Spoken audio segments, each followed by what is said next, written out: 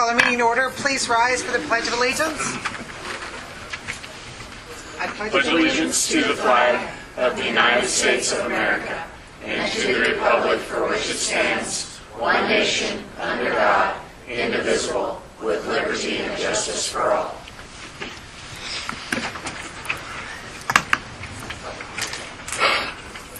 Roll call, please. Boss.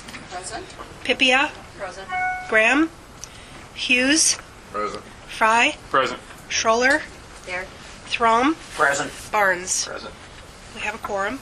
All right, the first item of business is approval of minutes from the July 23rd meeting.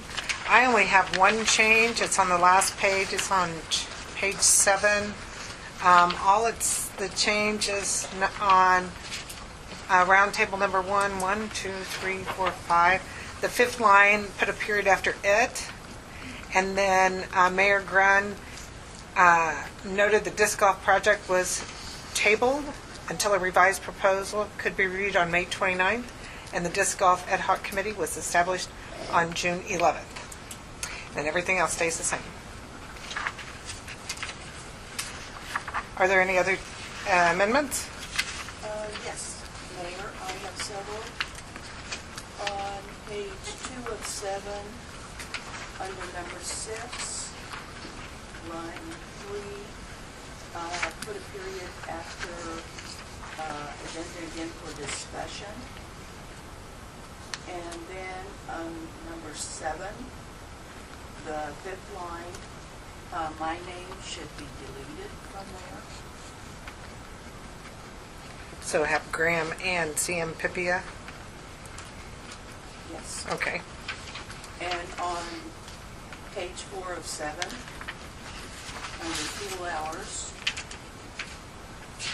the second line, it's weekends through Labor Day if adequate staffing was my motion. And then the third line, I think we should stay staffing and wages will be discussed in the near future. On that same one? Yes. All right.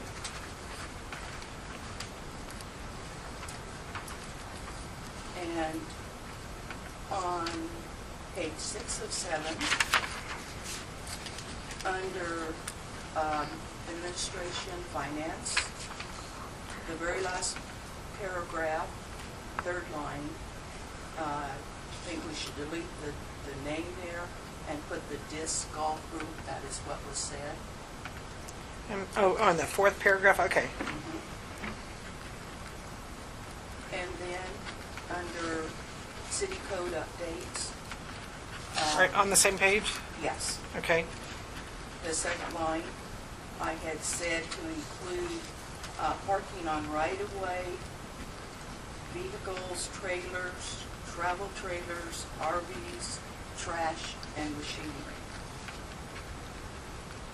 Did you get all that? Will you read that Read it one again. more time? Okay. Parking on rights-of-way, vehicles, trailers, travel trailers, RVs, trash, and machinery.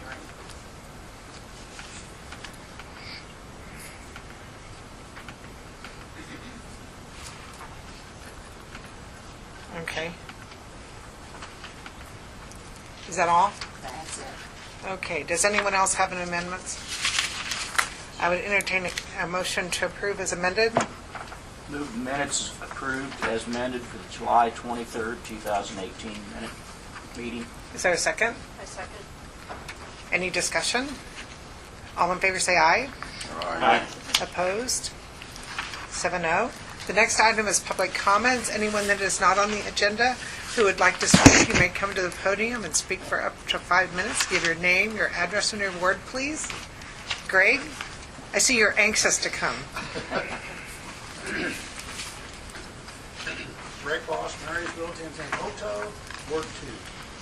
In case you haven't heard, we got a pretty big event coming up in September, and this is going to be really short. I'm requesting, I've talked to Michelle Weissel today with Main Street and travel and tourism stuff, and I store the tent, the big tent that Mother Nature took down for our Marysville Car Show, and I'm requesting that the city put that up because there's nobody else that knows how to do it. And Michelle says they can do it in probably less than a half an hour. And so I would request that the city could actually put the tent up and they can do it 1 or 2 or 3 days in advance. It wouldn't bother me whatsoever. Is it going up there on your property? Yes, the same place it does for our car show. So basically just east of Michelle's Main Street office. Okay. And do you have any problem with that, Austin? Using staff to do that? No. Okay. You guys, you okay with that? Council consensus is you may do that. Okay, All right. Looking forward to it, Greg. thank you very much. Thanks, Greg. Is there anyone else? Okay. I'm on the docket. Yes. Okay. Okay. On business and discussion items, the first one up is Will Crane with Blue Stem Energy. Yep. Hi, Will. Hey, how are you all? Great. Great.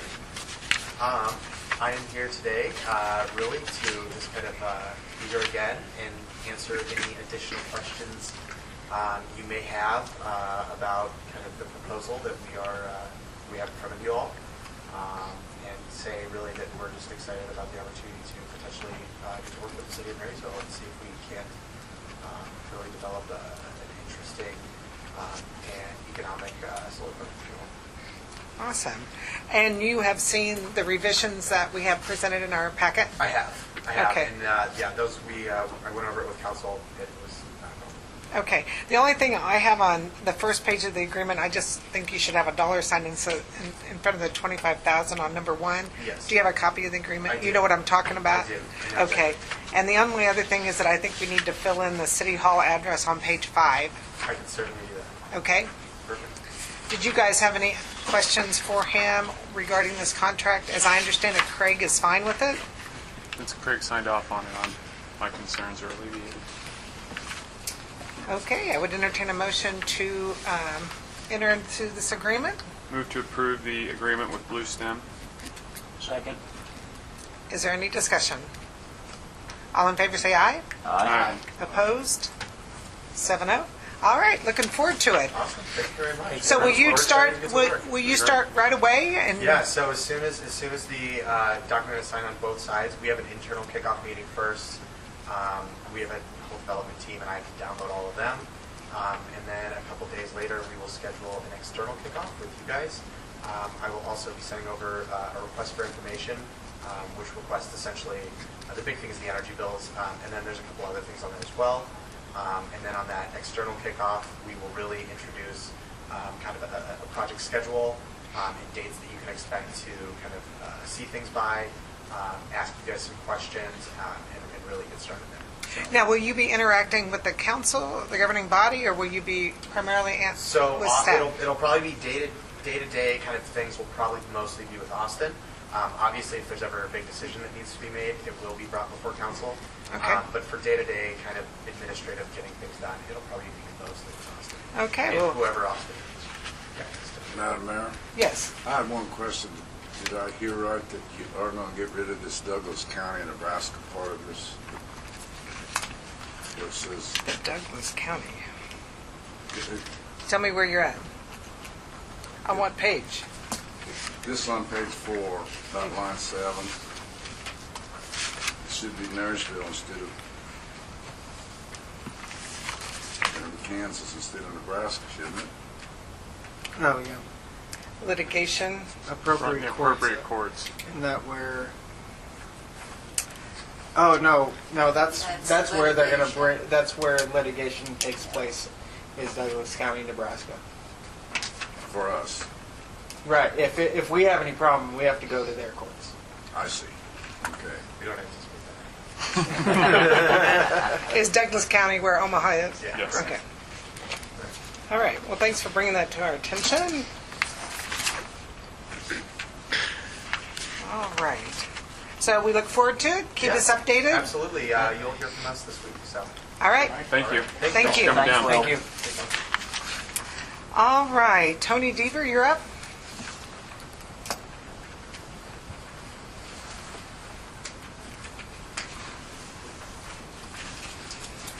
Good evening. Hey. Evening. Tonight we're here to get some kind of more information on the TA project. At the last meeting, you decided to include the rail bed area north of Center Street as part of this application, as well as the Silverton Broadway section there. I think 2 weeks ago we met with the street committee and kind of just discussed some general ideas on the rail bed area. And the intent is, again, we have to have something that we can base some costs off of for construction-wise to request certain funds for the project. So that's really what it's about. If you see that attachment for that corridor area, I mean, a lot of those details, most of it can change or will change. So don't get excited about something that you see or don't see on there. And then so what we've learned is that because everything's so close together, we can basically submit one application, and these 4 different projects will just be phases. So what we need to decide is what order you would want to see them happen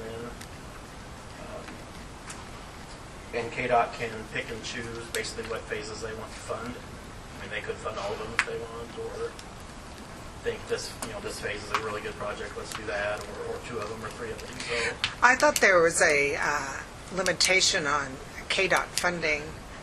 By putting them all in one phase, do we lose any KDOT funding this way? I believe so. That's what they recommended.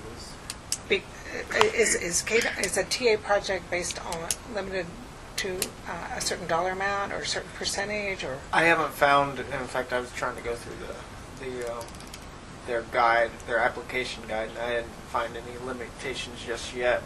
But if you do it in phases, they'd probably split it by fiscal years.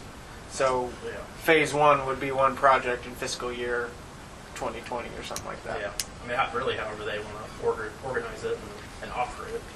I just don't. I know what you're. Because just like C-CLIP is a limitation of $1 million, right, we wouldn't want to combine them and lose a funding option. On the C-CLIP, they proposed, at least initially, or asked if we would combine phase 1 and phase 2. This north section, phase 1, and the south section, phase 2, they'd still give us $1 million per phase, but it'd just be one big project because they'd get a bigger bang for their buck. Is TA 80-20 split? Yes, 80-20 split. Yes. But we pay for engineering. Yes. And the preliminary engineering. So you believe it'd be 80-20 over the whole project? That's as far as I know, and I'll keep looking that up. We can turn this application in and find out otherwise, and then decide from there. This is not a binding contract or anything. With the phases, you can pick and choose the phases to piece together a project. Okay, I just don't want to lose a funding opportunity for any part of it, really. I think as one application, your phases are still kind of competing with each other, but 2 applications, you're completely competing with yourself, submitting 2 separate applications. So you believe there's more opportunity by combining all 4? Yes. Okay, and they'll be listed as 4 phases in one application. And just that little hump on 7th Street will be an individual phase? Yeah, and we did that because it ties in with the 500 block, because it's completing Broadway. It also ties in with the rail bed because it's completing the trail. So we think that one could stand alone and be paired with either one, 500 or, ideally we hope they pick 2, that phase and one of the others, or whichever one you prefer to go first. Okay. And then what you're saying is on page 17, you don't even want to discuss these details. I mean, we should probably discuss it because a lot of those decisions were made at the street committee meeting. And the main thing we talked about was to make sure it was a 2-way street. It was initially proposed as a 1-way street, so now it's a 2-way street. And our intent is to where that caboose is, to put a park there. I didn't know if we needed that angle parking there. I mean, it looks like we have incredible parking because of this on the east side, but it doesn't really matter at this point. But so our intent was to put a park there of some sort, and then we added those large parking areas for semis and RVs, fifth wheels, things like that. And And the kind of the interesting part was the angled side crosswalk. There by the Napa store, there'd be a crosswalk signal, and then on the south side of Center would be a crosswalk. And we decided to put that angle in so that it would connect to the middle part of the circle. So we kind of had that big discussion. I mean, you guys can change that, but we just wanted to know how we came up with that. Yeah. And yeah, really, we just need enough stuff in there to build cost, so we have the different variables covered in the future. So the number of spaces, the layout, radiuses, and things are all subject to change. Absolutely. I mean, you could flip those back to one way if you wanted later on, but Right. as long as we have enough pavement area there that covers the cost that might happen. I know some of the business owners along there had some concerns that they, wanted to make sure were addressed as far as accessibility, and they didn't want to lose any parking or vehicle accessibility. So you did believe, I thought when we had initially talked that this first section by Napa would have to be parallel parking, but you think we have space there to have angle parking after all? Yes. Yep. Yeah. And then on this, when the RVs and the semis pull out, will they have the turn radius on Calhoun? I mean, driving a big rig, I would think they would want to go over to 8th Street and then come out and get the light at 8th. You think they'll have that turn radius? I mean, that, At 8th and or 7th and Carolina? This They're Calhoun. coming around this way and going that way. Because this is a one-way that way. Oh, it is? Yes. Oh, we That's how didn't he talk, has it. It is. That's oh, how we he didn't wanted talk it. about that. Okay. yeah, the whole area is paved, so I wouldn't worry about which way. in and See, out to well, go. the reason why I was thinking is that a semi and a fifth wheel could get out of at the light easier than they could at that intersection. So, so that's not laid in stone or anything as far as the direction there that semis will pull in. And where are we talking about a one-way? Well, he put down a one-way between Calhoun and Alston into the parking lot. And really, there ain't even enough space there probably for a big And north of truck and semi to turn in there. So. north of Calhoun to Laramie is a one-way currently on 7th Street. 7th Street is one way, correct? North of Calhoun, yes. Right? Right. Because it's narrow. It's very narrow because there's not much room between the track and houses the- and the track. Right.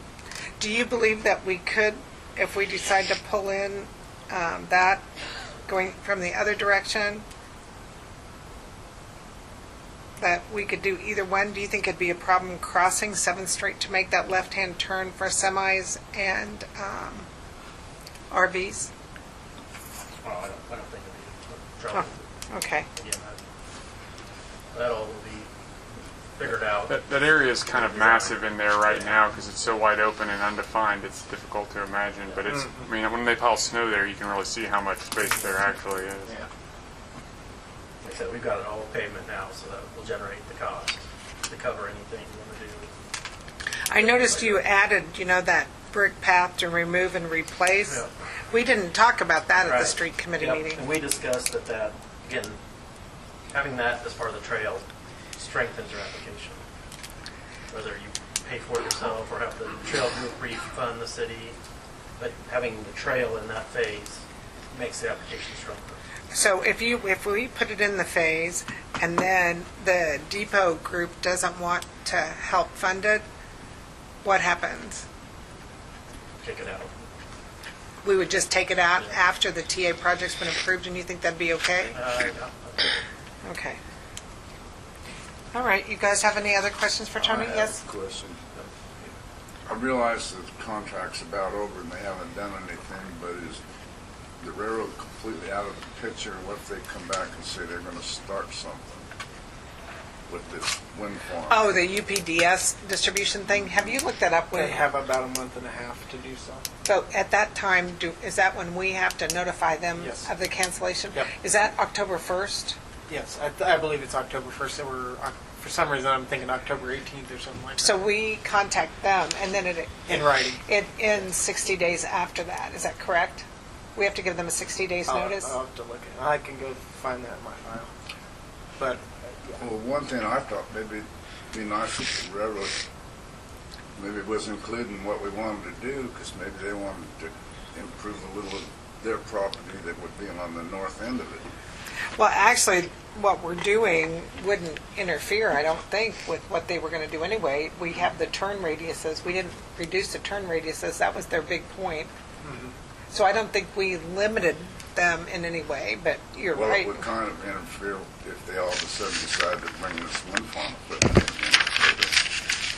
They're not doing it, but Aren't our roads, didn't you say they were 80 wide? The right of way is 8 foot wide. Yeah. So I think, and so we have to have this application in by September 1? And the 10th? And when do they review it, or? They will schedule site visits probably over the next couple of months after that. And then they will choose, you know what? December is when they award it. Award December? Yeah. Okay. And will it be a multiple years? It covers 2 years, two Two. fiscal years. 2 years? Program, And do you know which years you're aiming at for this? so, Does it start 7/1/2019 or 7/1/2020? I believe it's 19 and 20. 7/1/19 and 7/1/20. Okay.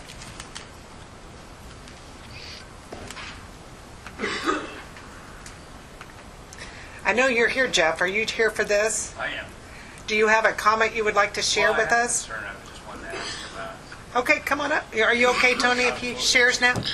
My name is Jeff Schroller. I own Schroller Collision Center at 7th and Carolina. And I guess we had already talked about the semis coming in and out through the alley, which I think that'll be wide enough for them to make a turn through there. You're concerned about this alley behind your store? The Napa store and our with the semis coming in and out, or whether they'd be able to make the turn. The turn radius Yeah. going north or south Yes. on 7th Street? Yeah. Okay.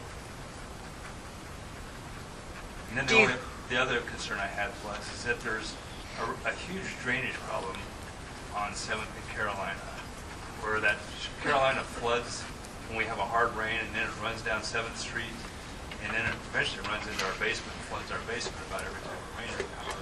You're- So I'm just kind of curious if any of that will be addressed. When it's You say 7th and Carolina, where at on 7th and it's like right Carolina? in front of our shop. It's like the northwest corner of your building. Yeah. I went up there because you had mentioned it during a heavy rain, and there's like 18 inches of water in Yeah, I the mean, ditch. It has a hump there, doesn't it, and a high manhole? Well, as a railroad would keep raising the track all the time, eventually just made this huge dam, and so it just floods Carolina Street right there. I mean, pretty much goes all the way to the fire station, but then it comes around 7th Street and runs down 7th Street. And they put that new drain in the alley there, which kind of helps it a little bit. Is it but- drained between you and Napa? It's right there, yeah, it's in the alley, at the end of the alley, right Oh, there okay. on 7th Street there. And they put a new drain there, and it helps a little bit, but when it starts raining really hard, it can't take all the water. either. Well, can we Okay. lower that manhole that's there in that hump of the street? Yeah. Isn't there a high manhole there? Yeah, but when they redid the curbing and stuff, they put new drains there, and but the other side, they kept the drain kind of the same size, and so all that water coming down there the drains can't handle it. It's too much water And- for the size of pipe we have. And a little bit of it's that hump where the tracks Yeah. used to be, like you said, kind of dams it up, and Yeah. then it just holds it there, and the drains can't drain it fast enough. Yeah, and so it just all runs It- there. that and all needs cut out. Eventually, it comes down to 7th Street, and then eventually it floods into our basement. So when we do this, would we cut that down, Tony? Because there's quite a hump there where the tracks went across, same as Broadway, if not more of a hump. Yeah, I think more. Yeah, anything to help, the drainage part of it would be great, and so, I mean, I think it's only happened once this summer so far, It was a pretty heavy rain, and it flooded our basement, and so we spent at least 2 days trying to drain the water out of our basement then. So based on what you're doing right now, Tony, would you build that into what you're presenting now? It'll be a storm sewer improvement line item. for Okay. This project. While you're digging, I suppose it makes sense to fix all your problems, right? But I think what Kevin was getting at, the pipe downstream is too small. Yeah. We can help some, but if we can't get the water down and out, Yeah, you'd have to go over to Calhoun to catch the 5-foot tube to get it out of there. Go down to Yeah. Calhoun and what? Calhoun and 7th. 7th? Yeah. catch that big 5-foot drain tube that runs out on the railroad right of way down there through the drainage ditch.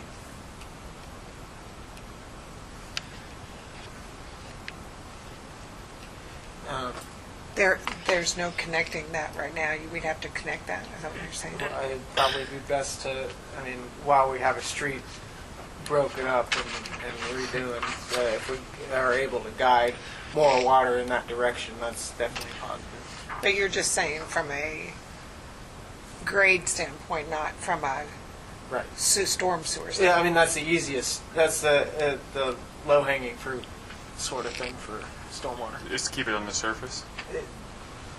I mean, that's what we have the most power over. I mean, otherwise, we are putting new pipes in the ground, and, I mean, that's an option, yes. Right. The MOU with the UPDS, it says, let's see, where'd you go? If UPDS is unable to secure such business with its wind customers, development of the new wind DC will not occur, and this MOU will be null and void as of October 1, 2018. But do we have to give notice of that? Isn't there something where we have to communicate that to them? That's, I think that's pretty straightforward. I mean, that's the excerpt that I have in regards to October. If by October 1, both parties have the right to renegotiate this agreement within 60 days, via written or email. So that's a renegotiation clause right there. It's 60 days, but we Yeah. can cancel it. But we don't have to give them a notification of the cancellation. I'd probably still give them a notification saying we're canceling it, yeah. So, just to be proactive, 60 days would be pretty soon. Yep. Okay. Oh, sorry, Jeff. No, that's all right. So the alley, I'm going back to your alley now. The alley width that you have drawn in here, is that,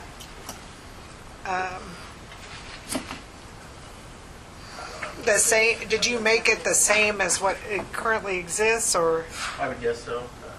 There's a couple Yeah. power poles there too. That would be there's a couple power poles there. That's probably the most limiting factor on widening it. Yeah. Well, you just want to make sure you make that as wide as possible there for the I would turnout? think, if this moves forward, you'll have probably public meetings and definitely meetings with every adjacent owner and to address every concern like that. Okay. Again, Are it's a you design comfortable issue. with that, Jeff? Yeah, I think, I'm all for doing something there on that corridor, and so, yeah, just the biggest thing is the semis, so we have the turning, and I'm not for sure, I haven't seen it, but the parking, next to on 7th Street, is it gonna be angled? Yes. Is that where it's gonna be? Tentative. That we have, yeah. Well, that's fine, I just, when customers pull them in there, I have no problem with that, for estimates or something like that, so. Technically, you'd have more parking. Yeah, yeah. On the west side of your building? Yeah. Yeah.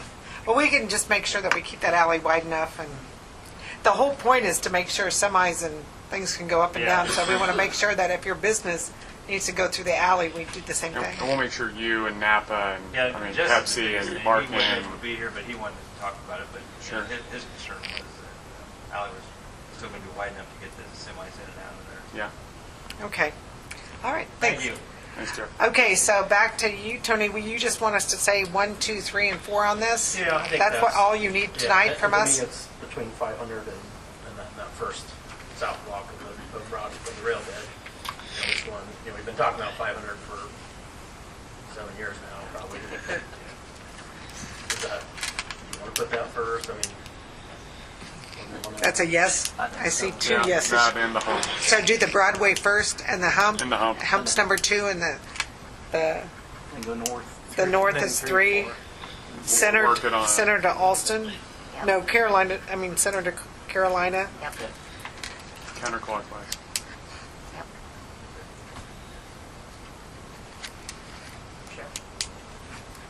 And then I know we've talked about this, but on the 500 Broadway has all the utilities that we're redoing in it, and you have all that included? Yep. Okay. And then, any utility, besides this grade issue, do we have utility work we need to do on 7th Street? Or under this hump that we need to be concerned about right now before we do anything? I'm not sure. I'd have to look into. There's the MCI cable through there. We'd have to be cognizant of. We just need to make sure that any utility work needs to be done before we, or included in the project, okay? Those are all non-participating, so they'll be your costs regardless of whether they're. Right. All utilities are non-participating? That's good to know. Okay. All right. Well, thanks, Tony. Nice sketch. We asked you to sketch. You did a nice sketch. Thank you. Thank you, Tony.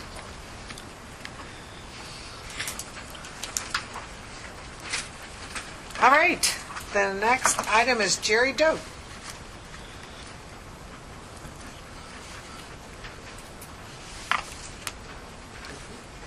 My name is Jerry Dope, and I live at 310 North 14th Street, Ward 1, here in Marysville. And my proposal this evening is to reinstate the 11 a.m. to 1 p.m. swim for the ladies and gentlemen that aren't morning people or because of their work schedule and other problems in their, that they're not able to do the early morning swim, or they just prefer a little bit warmer times to do. Because I know we did that in May, and there were quite a few participants in that. And I was one of them. I went pretty much every day from 11 to 12:30 at that time. But some of the ladies and men that I've spoken with would like it to be extended to 1 o'clock, simply because those that are getting off at 12 o'clock, 12:30 doesn't give them time to come down there and enjoy the pool. And so if they can extend it to 1 o'clock, that would give them the opportunity to come down, enjoy some exercise. So would that interfere with any of the cleaning stuff that's going on with the pool? Not necessarily. Okay. Because I wouldn't think so if the morning swim's not. Doesn't seem like this would. Right. So, as you guys well know, we approved the morning swim. I guess we should give a little bit of update about the pool at this time, right? That when I talked to Stephanie, she said, and I think you put in the highlights, the last weekend open will be next weekend. Next weekend, yeah. And does she have enough to have the slides? Yes, I just Open? talked to her this morning, and she said if everything goes well Saturday, we should have the slides open. We are fully staffed on Sunday. Okay. Yeah. And so that's the 18th and 19th? Yep. Okay.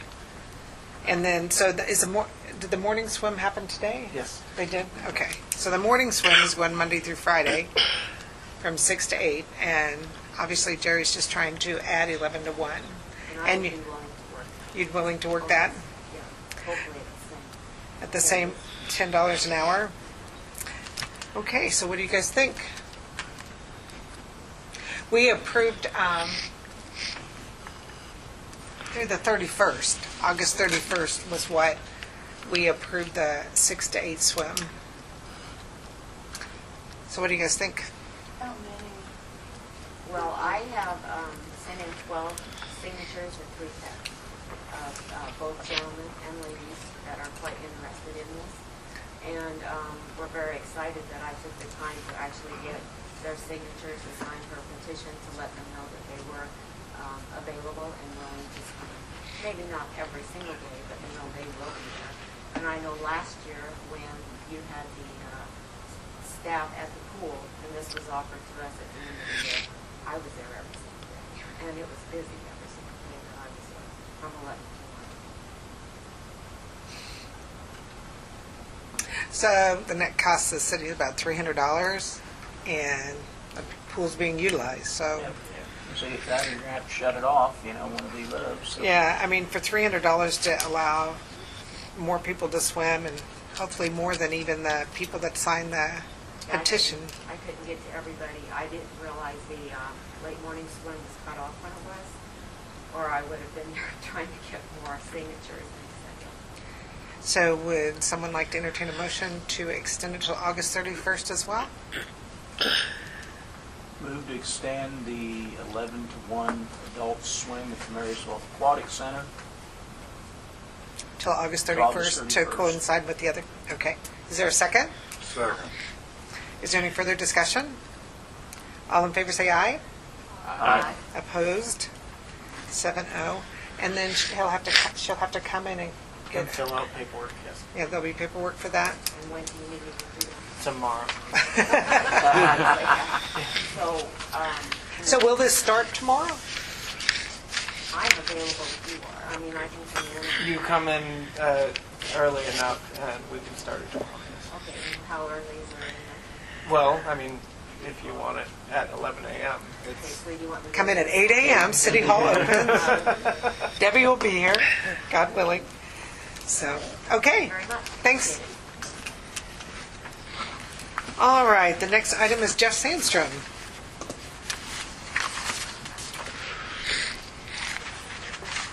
I'm Jeff Sandstrom, Marysville, Kansas. Around. I have a little bit of a tennis background, and I guess why I'm coming here more than anything else. I'm kind of one of these old tennis players that you never see out there anymore because I'm kind of past it. But anyhow, in the bigger cities, pickleball is one of the fastest growing sports in the nation. What I'm asking maybe to get started is some ideas from the city with regards to possibly painting a court on the basketball court that's up at Lions Park. I go by there, I don't ever see much play on that court. And I guess for right now, what I'm proposing or asking if they would just paint a court on there.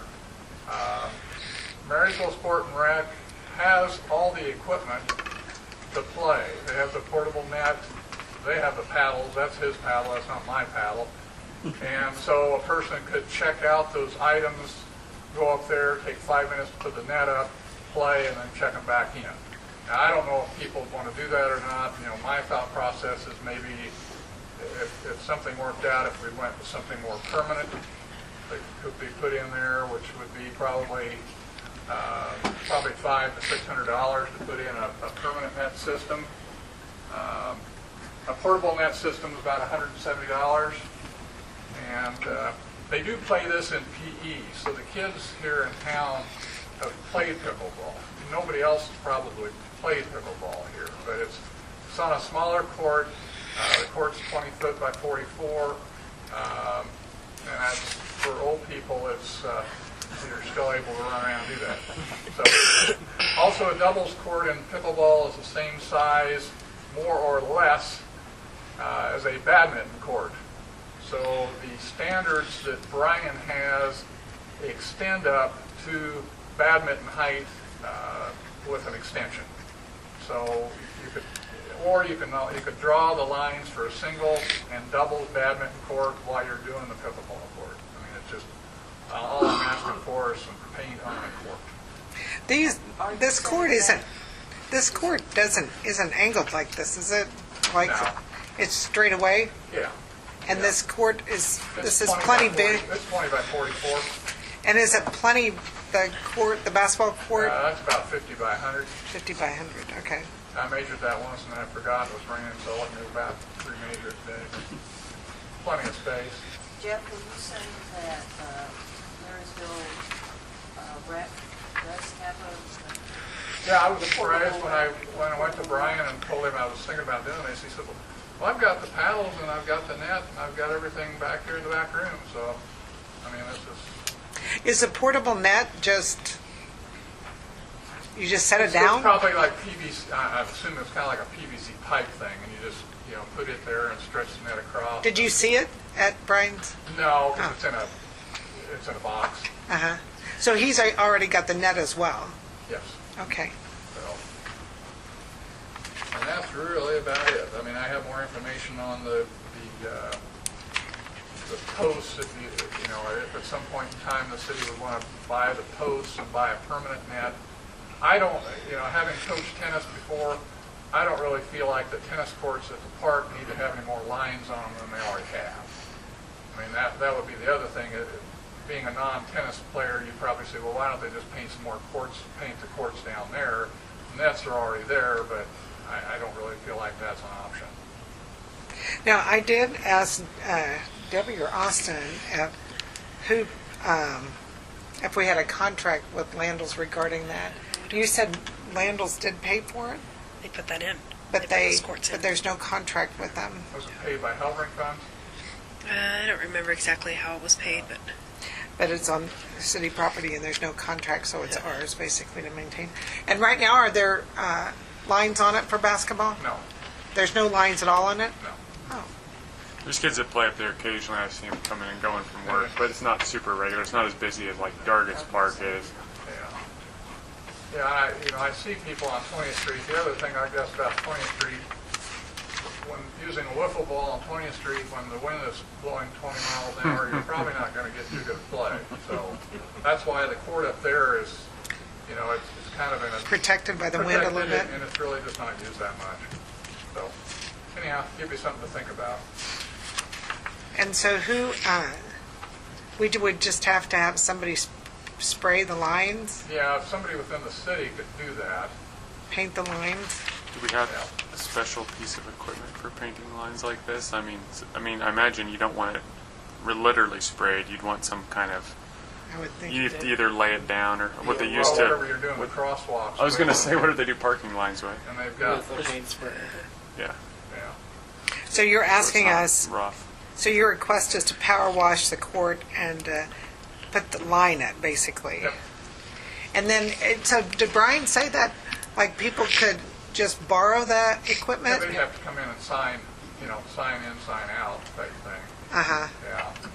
And that would be the only thing. I don't really know whether people would actually want to take the time to do that. It's like you get off work at 5 o'clock or whatever, you might think, hey, I want to go play. Oh, Brian's closed. So, so that's the only drawback I see with having to do that.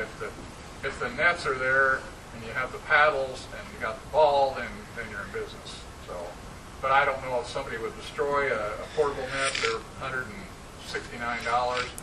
I don't know if one was up there, if it'd get destroyed, or if it would be, it could always be put back in a corner and then brought out. But I don't know. I can't tell you whether something like that would hold up or get beat up or whatever. So. Well, I guess we could go ahead and approve it as you presented it, and then if a lot of people are using it and they come back to council and say, we'd like to have it more accessible, I guess we could deal with it from that. Or would it be easier to have the net and stuff here at City Hall? Well, it's the same situation as down up there. But I'm just thinking, Brian's not there 8 to 5 every day, is he? Well, during the summer, he spends most of the time at the ballpark. And- So- He's hard to find.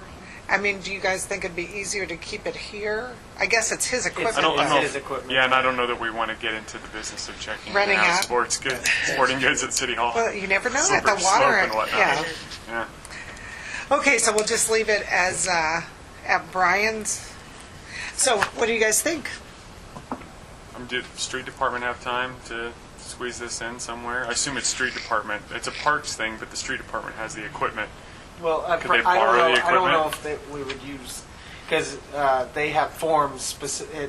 They have the way they keep their stuff looking nice is they have pre-made forms, and it's Should we? yeah. Are those It's, Should we- 4-inch lines that they're preformed? the what?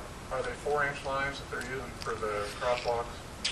I've seen. They some have that- no. It's not 4-inch line for the crosswalks. They have a big block. Big. What do they use? What do they use For the angle parking? parking? They have a. It's like a template. Yeah, they have a of template. wood. Yeah, So is this a? Should we be talking to Dale, or we can figure something out. I mean, it's, you're not yeah. concerned about that? We have pretty good guys to figure stuff out like this. So, yeah. It might be an off-season thing. That's what I was going to say. All right. Well, what do you guys think? Go for it. You want to entertain a motion to proceed with the pickleball court at Lions Park? I would entertain a motion. I move. that we proceed with the pickleball court at Lions Park. Is there a second? Second, and that's just painting the lines. Power washing and painting the And power line. wash and painting. Yes. Second. Is there any further discussion? All in favor say aye. Aye. Opposed? Well, we'll have to have a tournament. Not against you, Joe's though. going to organize it. You have too big a wingspan. We need. I don't think we want to play against you. All right. The next item is Elizabeth Dahl.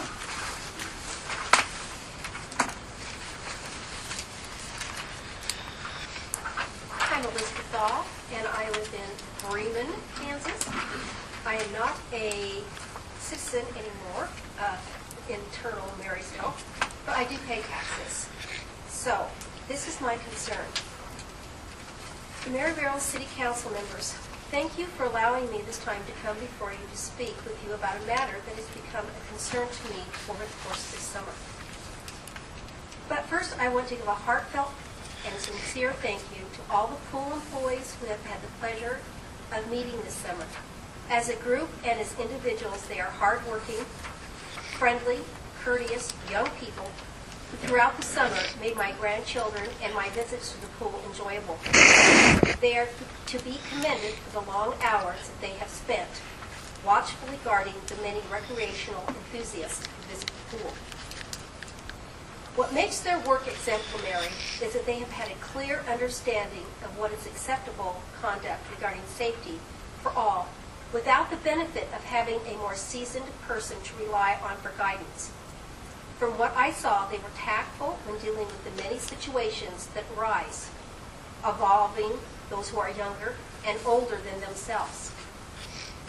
So again, speaking as an older and sometimes critic of the younger generation, my heartfelt thanks for a job well done. I do have concerns regarding the future of the Marysville Pool and how it will continue to operate in the future. Each time I drive into Marysville, there's a big billboard on the west side along 36 that claims Maryville was voted as one of the best small towns in Kansas. Thinking about that qualification and amenities that are measured, I would think the community swimming pool would be a major component. I know the pool is used by many in the community for things other than a place to go or something to do.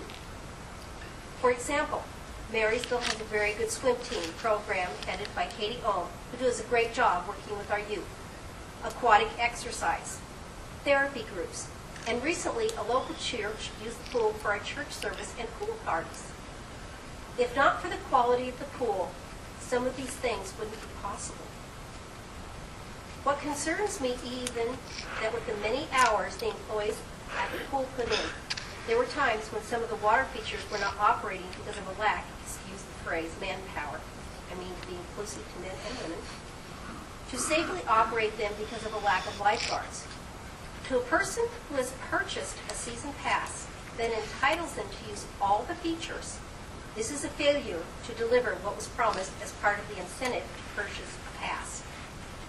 It is something that needs to be considered and addressed. Which brings us to a bigger question. Why is there a shortage of lifeguards? Could it be the lack of competitive wages? Doing a little investigating, I have found that lifeguards at some pools within easy driving distance are paid substantially more per hour. And there are, in fact, people from our area working at these pools who would rather work closer to home. But hey, let's face it, there are times when you go where the money is. They are also reimbursed for any certifications or training they may require from what I've been told is not a practice here in Marysville. Another shadow that is cast is the hard feelings of history of harassment of people at the management level of the pool. A less harsh term would be micromanaging, but in any terminology, it has led to a certain wariness from individuals who would be very qualified for a managerial position. But due to low wages and a perception of overbearing bosses, these qualified people aren't even applying for a position.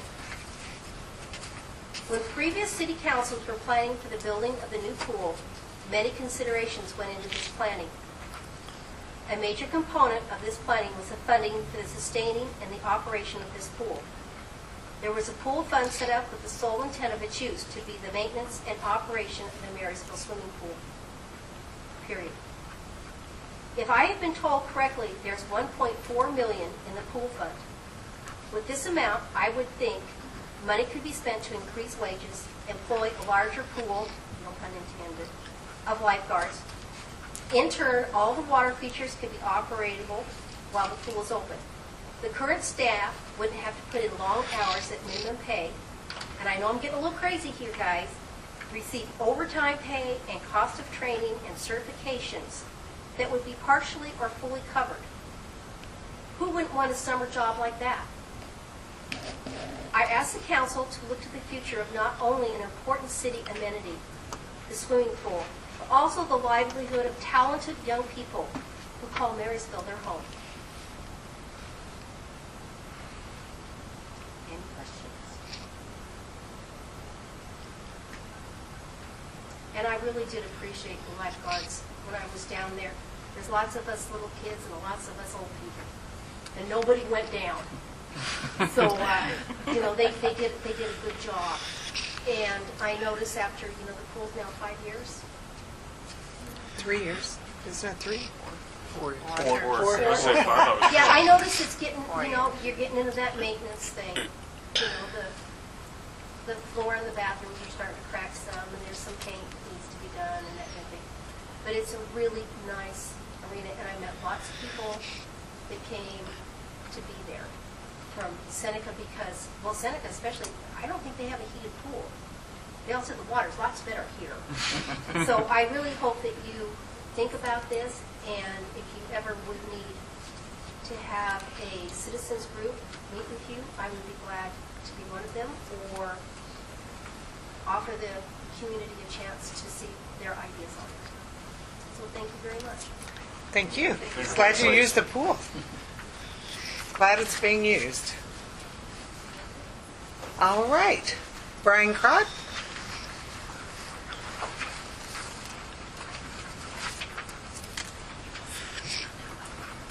Hello, Brian Crott. I'm here representing Farm Bureau Financial Services, Marshall County Farm Bureau, and the Marysville Public Library.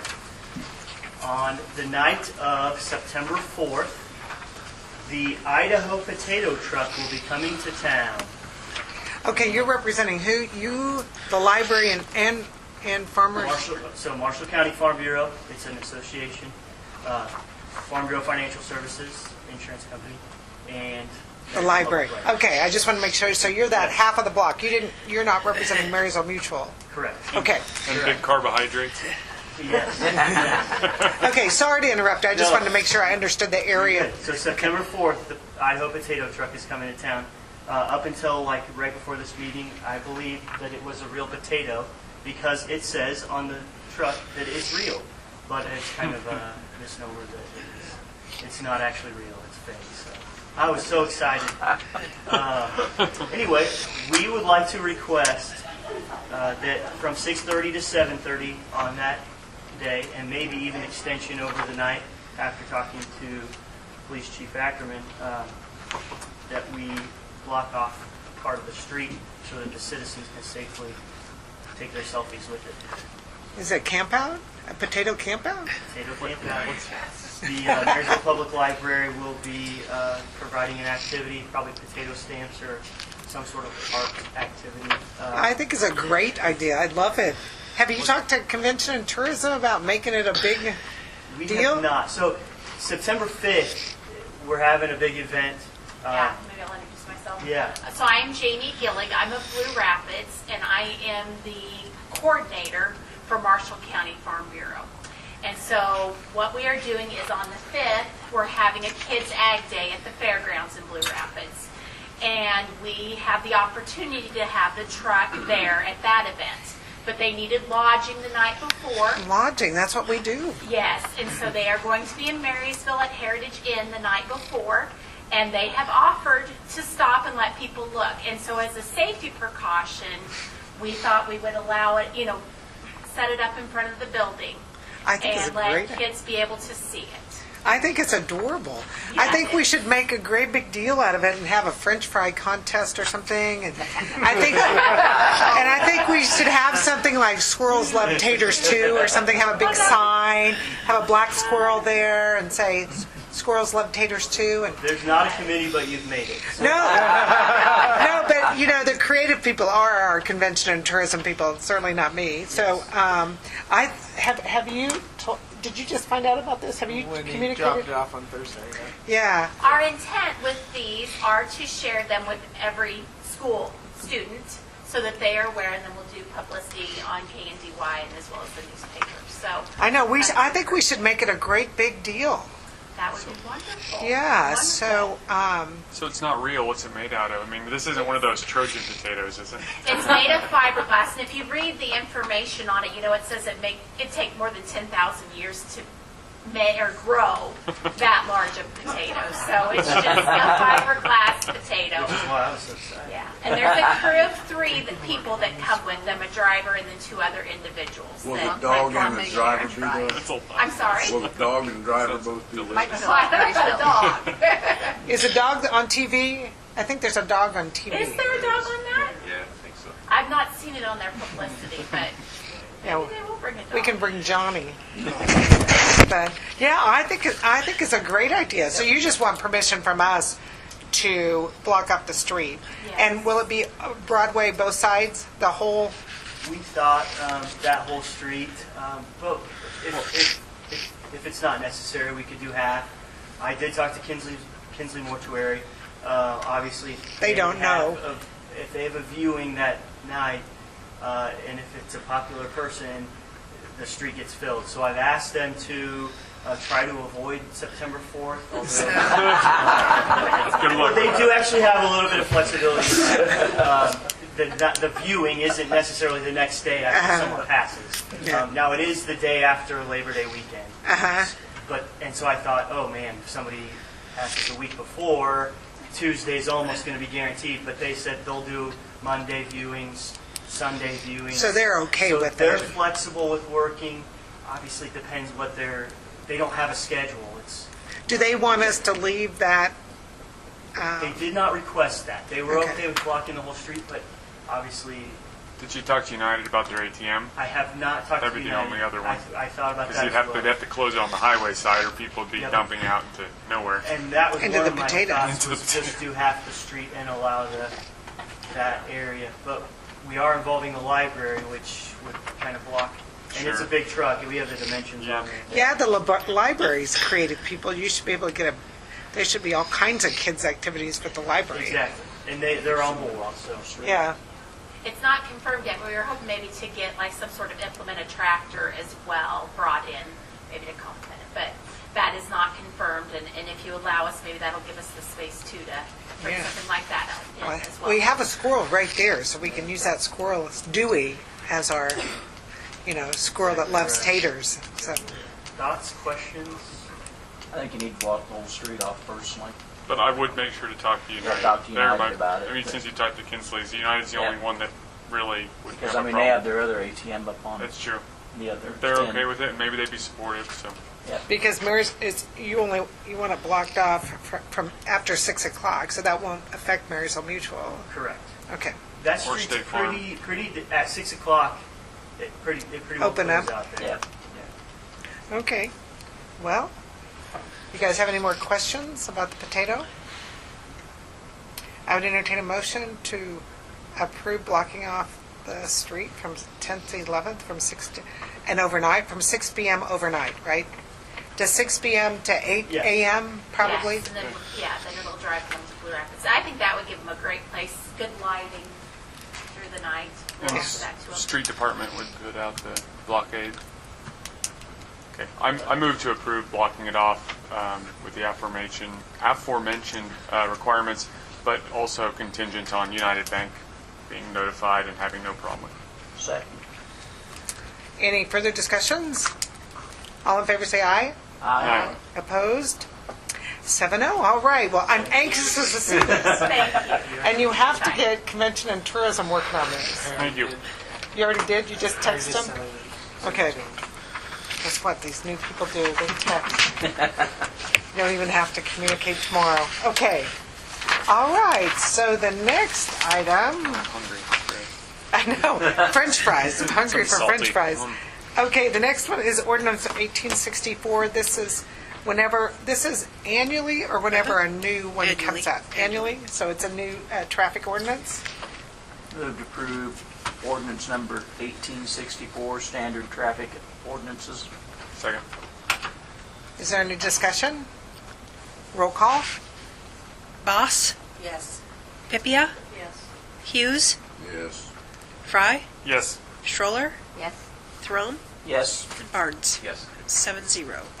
All right, and the next ordinance is 1865 for the Uniform Public Offense Ordinance. Madam Mayor, I move to approve ordinance number 1865, Uniform Public Offense Ordinance. Is there a second? Second. Is there any discussion? Roll call, please. Boss? Yes. Pipia?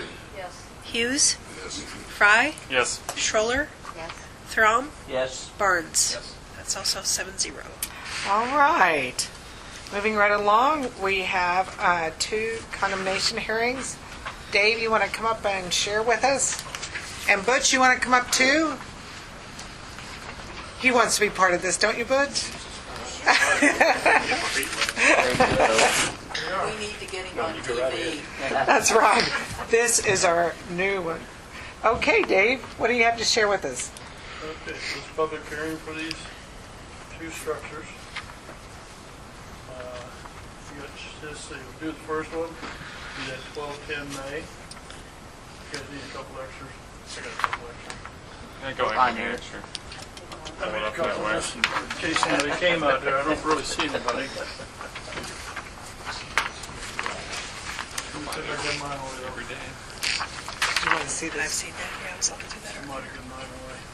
Not that it's changed much, has it? I was going to say, yeah, not much has changed 12/10 May for several years, actually. I think it's gotten worse. Less- I noticed an less extra window paint. knocked out Less paint. in the last week. Oh, Back in June, I labeled those back in June, and I took pictures today, so we can compare the 2. Yeah, not much changed on that 12/10. Somebody has been up there though, and a few little tree saplings been cut. And that storm window got put up by the house.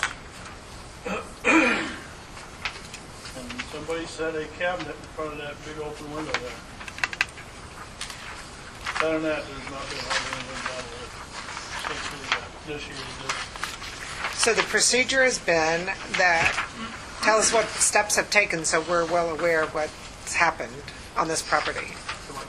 Tell us what steps we've taken so we know how much notice they've received and things like that.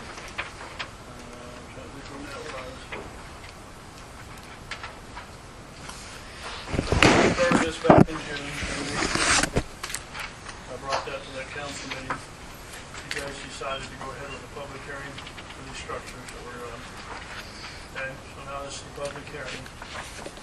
We published it in the paper twice like we're supposed to, and then it was 30 days after that.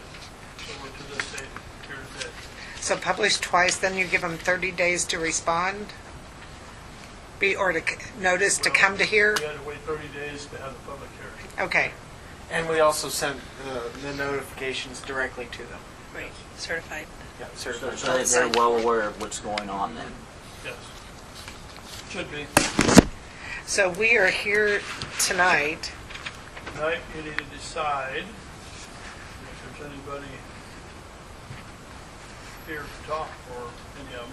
Okay. Is there anyone here that would like to speak on behalf of 12/10 May? Okay. Should check before I put my back to them. That's right. Absolutely. So I don't see anyone rushing to the podium. Okay? So at this time, what? So you need to decide if you want to have them fix it, if you want to condemn it. Whatever you decide, we need to put in writing. It will be published in the newspaper, another resolution in the newspaper one time. And then you have to pick a time frame of 30 days, 60 days, 90, whatever you want. Give them a chance to do what you decided you want to do with the structure. If you want them to tear it down, give them so many days. And after that amount of time, if they haven't done it, then the city goes ahead with it. Okay. All right.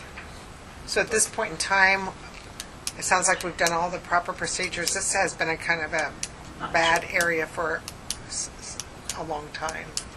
So, Are the current taxes paid? Knew he's gonna ask. I was thinking this title search I did, I was thinking it was back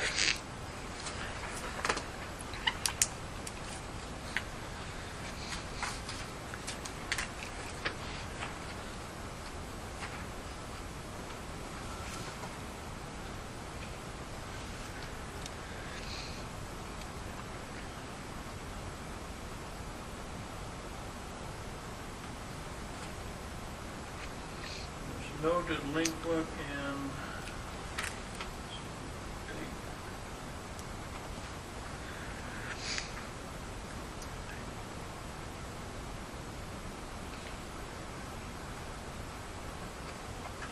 $217, $216.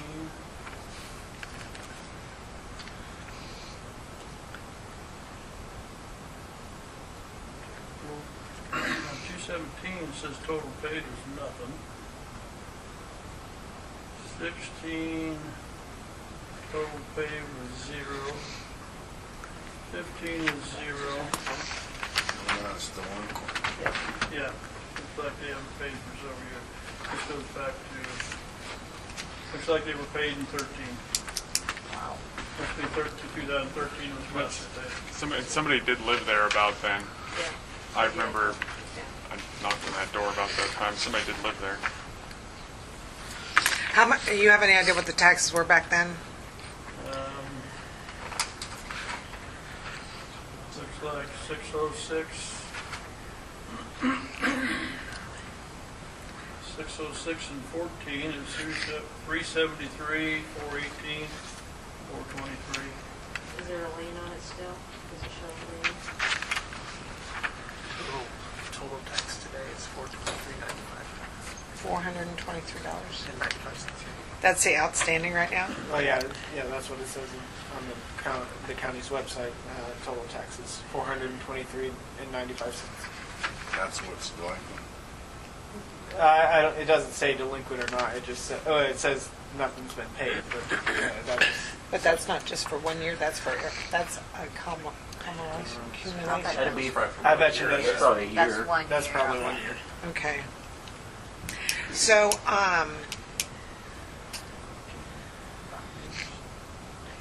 it is owned by an individual? I just asked if there's a lien on it. If you still pay it on it. I like that, we're showing the title, so. Yeah.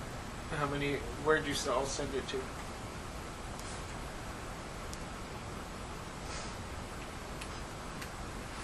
Unless you know how to read one any better than I do.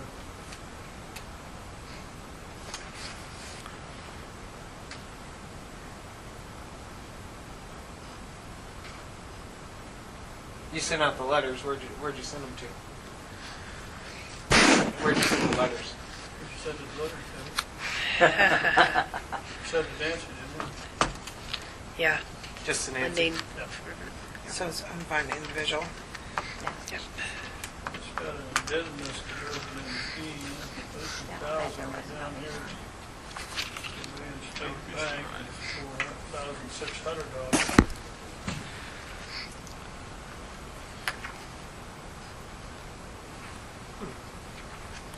So at this time, we could go ahead and proceed with the condemnation, get it published, give them a time frame for demolition, if we choose that, and then if not, the cost for us to demo it would be added to the tax rolls? Yes. Well, they get a bill, and then it would be added to the tax rolls. And no other costs related to this can be added to the tax rolls, just the demolition? Yeah, well, yeah, that'd be one thing, right? And then Just all the costs for, Anything, have we had weed cleanup or anything like that, we would. okay, We but could nothing assess as it. far as the cost, the legal cost to go through this process, or the publishing costs, or anything like Good that? question. I will have to confirm with Craig, but I think yes, those costs are also included. administrative If costs. I remember that from last time. We charge an administrative cost Yeah. on weed abatement and Yeah. stuff like that. So yes, that'd probably go on there too. I think you're right. So, at this time, I think it's been an eyesore for many years, and Well, to it's go, a definite there was no lien on it. Guess a lien holder could have a right to come in and fix it up. If there's a lien on it. Some bank's got holding the bag on this. Well, that was sent to her. Right, and it went- right. We're required to send it to all parties that are interested in this property. So There's if, no lien on it. if their name was listed on that title search, then we send it to them. so you did a title search prior to all these public Yes. hearings? Yes.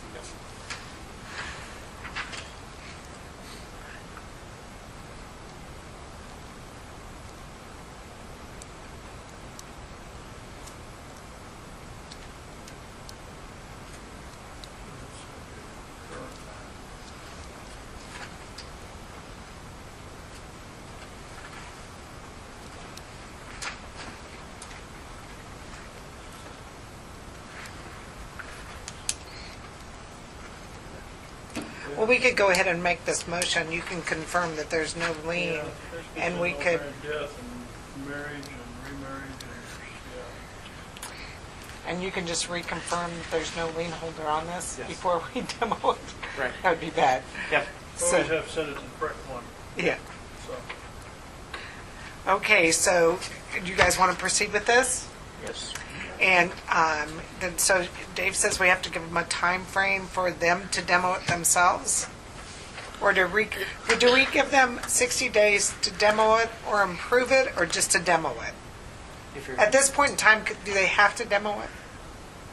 if you can dim, I think if you can dim it. I would think if they were concerned, they'd be here and say what they wanted to fix it up. Okay. And Now, if we that, send them this letter and they think they want to come in next meeting or something, I guess, Okay, so at this point in time, we would make a motion to go ahead and condemn the property, proceed with it being published, and give a time frame for the demolition, which, and the guidance says give a reason, and all it says reasonable time frame. And we've given them a month and a half before this, so take that in consideration. nobody's contacted us on any of it, so. so even if we went 60 days out from now, that would be September, October, mid-October. You want to do 60 days? I think 60 days is more than sufficient. Okay, so I would entertain a motion. I move that we go ahead and condemn the property at 1210 May and give them 60 days From the date published, is that what we do, Dave, from the date published? from the date published Okay, to respond. okay. Is there a second? Second. Is there any further discussion? The way I read that, it says another resolution for what we're doing, Okay. So do we have to, I'll check this tomorrow and see about the lien holder stuff. so do we have to wait for a resolution to be drafted? I guess that we will, but we've already done a resolution. Is this, Well, it says do a thing that Craig gave me, says we need to determine our cause and everything. Put it in writing, and shall cause the resolution to be published once in the newspaper. Okay. So And copy mailed to the owners. we'll come back with another resolution then at the next meeting. At the next meeting? Yeah. Okay. So we'll go ahead and approve the drafting Yeah, of this rebel. resolution tells the time and stuff. And the what we want to fees. do. Okay. So, who made the motion? Darlene. So now it's going to be to draft a resolution for the condemnation with the 60 days from the time published. Was there a second? Yeah, that's fine. Kevin? Yes, Okay. I'm fine with that. Is there any further discussion? All in favor say aye. Aye. Opposed? 7-0. All right, Dave?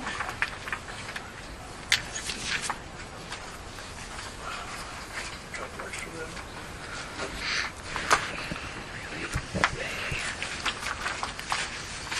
And I guess I need to ask if there's anyone here on behalf of 308 May that would like to share? Okay, so Dave, you want to go ahead and proceed on this one? She did call me this morning. Said she would not be here tonight. Said her mother had passed away recently. And I kind of asked her if she could come to the next meeting or something, and when a funeral was going to be, but she said that she had been cremated, so I don't know when it was done or anything about that, but that's the first they contacted me this morning on this property too. Oh, wow, so on this one, they boarded it up, huh? Oh, yeah. See they came and cut down a tree that propped that up. Wow. There's no studs left in that wall nail it too.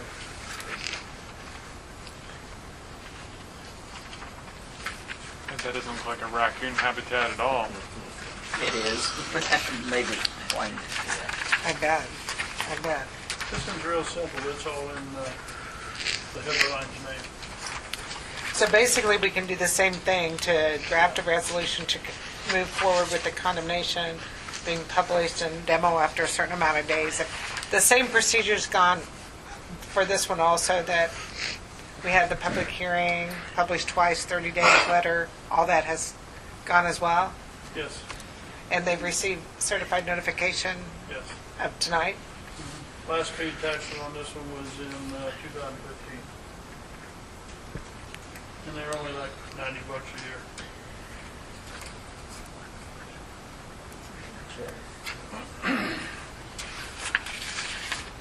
Well, since she called today, I think, the fact that we're going to draft a resolution, it gives her another option to come at the next meeting if they really want to pursue anything other than us moving forward. So at this time, I think we'll go ahead and entertain a motion to do the same thing, draft a resolution for condemnation, to give them 60 days and see what happens next meeting. I make a motion, we proceed. Draft the resolution for condemnation in the 60 days as well? Yes. Is there a second? Second. Is there any further discussion? All in favor say aye. Aye. Opposed? 7-0. All right. So if next meeting, we'll have a resolution, and if you haven't had any contact with them, are you just going to get the resolution here for us to approve? If you have any conversations with either of these owners, you'll let us know. I guess that's the main thing. I guess if they want to do something, they need to come to the next meeting. Yeah. Otherwise, we'll just proceed with what we got in the resolution. Okay. Mayor? Yes. Since Dave is here, could we have him comment on the planning and zoning commission last Thursday? Sure. Dave? Okay, last Thursday on the Dr. Gray property, her dental office down there, the planning commission went ahead and approved a zoning amendment to change that from R3 to C2, which would allow that to be built on those, there's 2.5, a little over 2.5 lots down there. That does not include the white Building? cement building there. That belongs to Gary Pass yet, so. And he was in today asking about it, and I told him that wouldn't be rezoned, so he's okay with that. Everything to the south at Smitty on Smith, what are their names? Tom and Rick. Smith? Yeah. Yeah. That was rezoned, I don't know when that was, a year or two ago. Is that C2 down there? It is now. Yeah, that was R3 for the house buildings. That got rezoned to C2 back then. So the whole block's going to be C2 except for that little building? Yes. No. Everything to the west isn't. I mean, where the parking lot is and that welding shop? Or that garage area? That's still R2? R3? R3, yeah. Did I say R2? No, you said R3. I just looked at it. They were going to rezone that when they did the buildings back then, but everybody decided to leave it R3 just in case whoever bought it, or if they wanted to, they was at that time talking maybe a duplex or something going in there. But so they decided just to leave it. Whenever they sold it, somebody could do what they wanted to do with it. Okay. Yeah, planning commission had no problem with sending in a stop there. So do we have to do anything now regarding that? Yes, we're in a 14-day protest period right now after our meeting, which will be over with by the time the 27th meeting. There's no protest on that rezoning, then our recommendation comes to the governing body for your final approval on the zoning. Okay. So you either approve it or you can deny it, and then you send it back to the planning commission. Okay. All right. Anything else that night? Yeah, we went ahead, Partnership for Growth was there with the land that they have out east of town, north of Caniquet. They would like to put a business park out there. They would like to rezone that I-2. So we reviewed that and decided to pass it on to the next meeting and do a public hearing on it. Okay. Then we'll do the same thing. We'll approve or deny it. If you approve it, we'll go through the protest period and send it to you guys for final approval. Okay. All right, And thanks. that is in the county at this time. So Sometime they may probably. we would go ahead and rezone it prior to it being annexed into the city? Yeah, that can be done. Okay. Just like we did Lily Creek Okay. out there. Yeah, you rezone anything right there in the county in our 3 mileage of territorial. Okay. All But right. they're not platting it or preliminary or final plats yet. They're just wanting to get it zoned so they can just tell people that it's zoned right, and then if they get somebody interested, I don't know what her time frame is probably on annexing it. That act like she wanted to do it right away, didn't she? But, yeah, you got But to it needs all the streets, water, sewer, water, and everything. Yeah, there's a lot to decide out there. Okay. A lot of costs will be involved with that. Darlene offered to take care of that. All right. Butch, you have anything to comment? Well, no, I've been on the job now for 2 weeks and haven't been threatened or shot at yet. It's still early.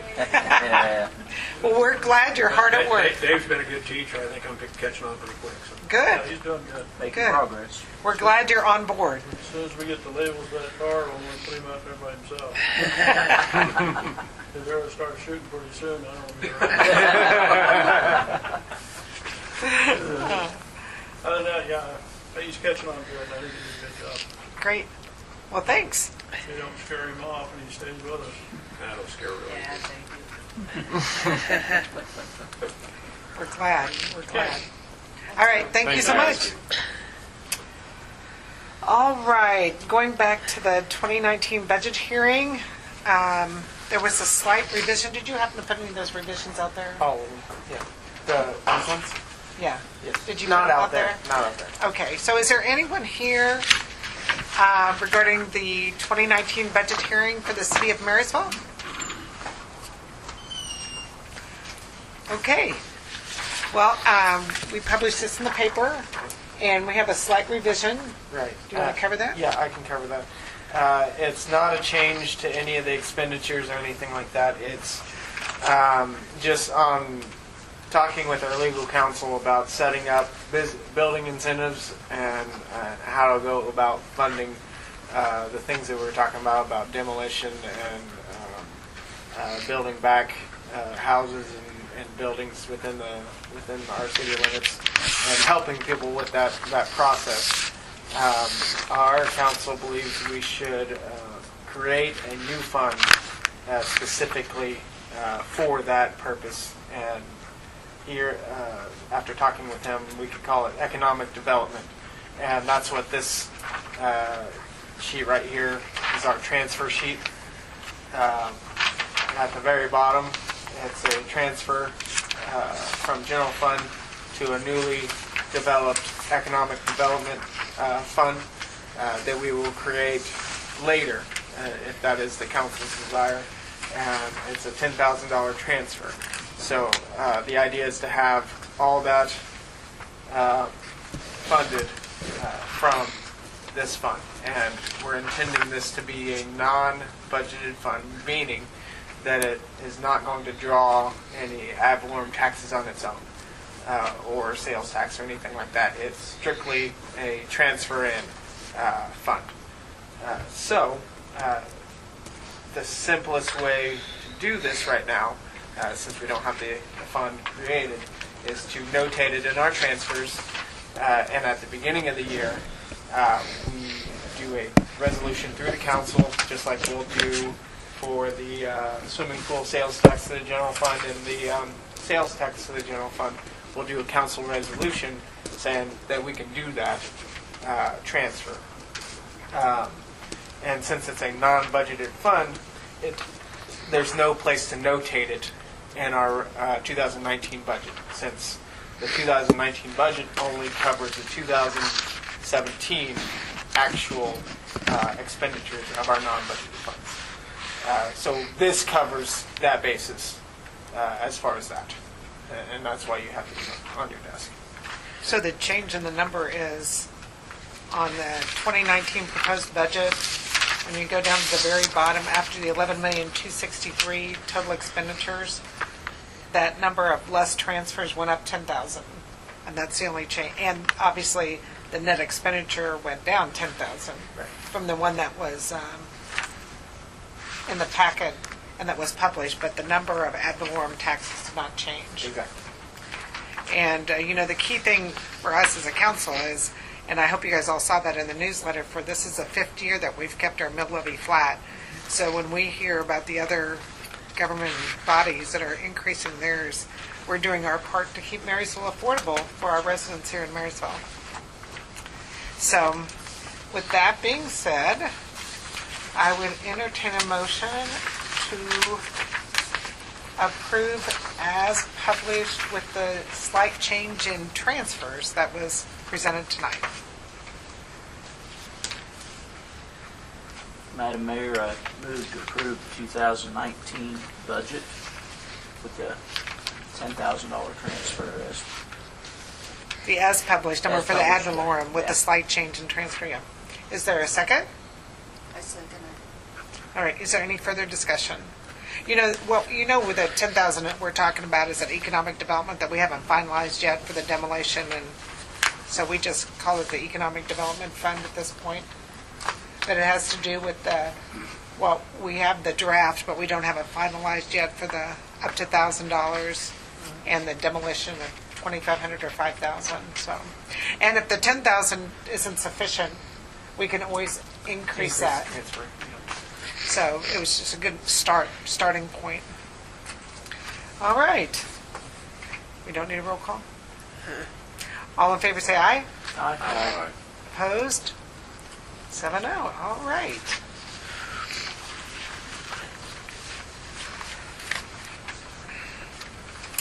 All right, the next item is the consent agenda. Move to approve the consent agenda. Second. Is there any discussion? All in favor say aye. Aye. Opposed? 7-0. The next item is the appropriations ordinance. Move to approve appropriation ordinance 3680 in the amount of $549,465.40. That's a big one. And I second it. And of course, I like to mention the large items.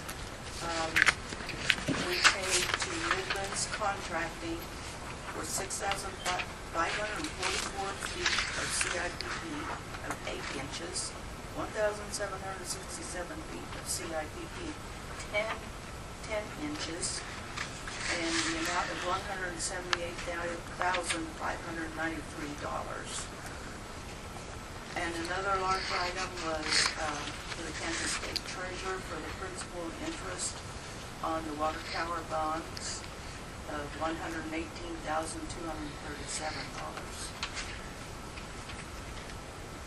Oh, then another one would be the inline construction for the 2018 flush tank replacement, and that was $64,750. So we had a lot of expenditures Big expenditures. big ones, but all necessary.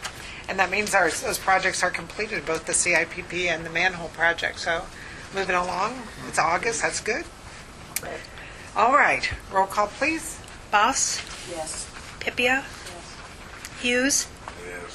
Fry? Yes. Schroller? Yes. Throm? Yes. Barnes? 7-0. All right, you're up, Austin. All right, first thing on the list. Last week we had another force main break, and we got it addressed that same day that we found it. It did take a little bit more time than the normal hours, but got it taken care of. we were kind of discussing this and looking into maybe moving up the timeline on replacing that 14-inch main, force main, at the very least in the affected locations, specifically everything on the east side of the bridge up to the bridge, not replacing the stuff that goes over the bridge because that's really heavy-duty stuff in itself. And then we were discussing how far to go on the other side of the bridge. Haven't yet decided on that, but we'd like to start thinking about how we're going to fix it or replace it, or if we can move that whole process along, because we did put it in our 5-year plan, but 4 breaks in the process of a year is a little bit too much.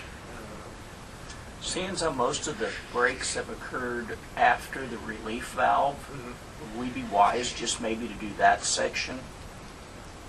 Right now, after the first relief valve? After the first relief valve, they're on the corner of That's not 3rd Street, tie from there to the base of the bridge. Okay. And do that, like it says, in a phase, because there hasn't been anything between there and the plant. Right.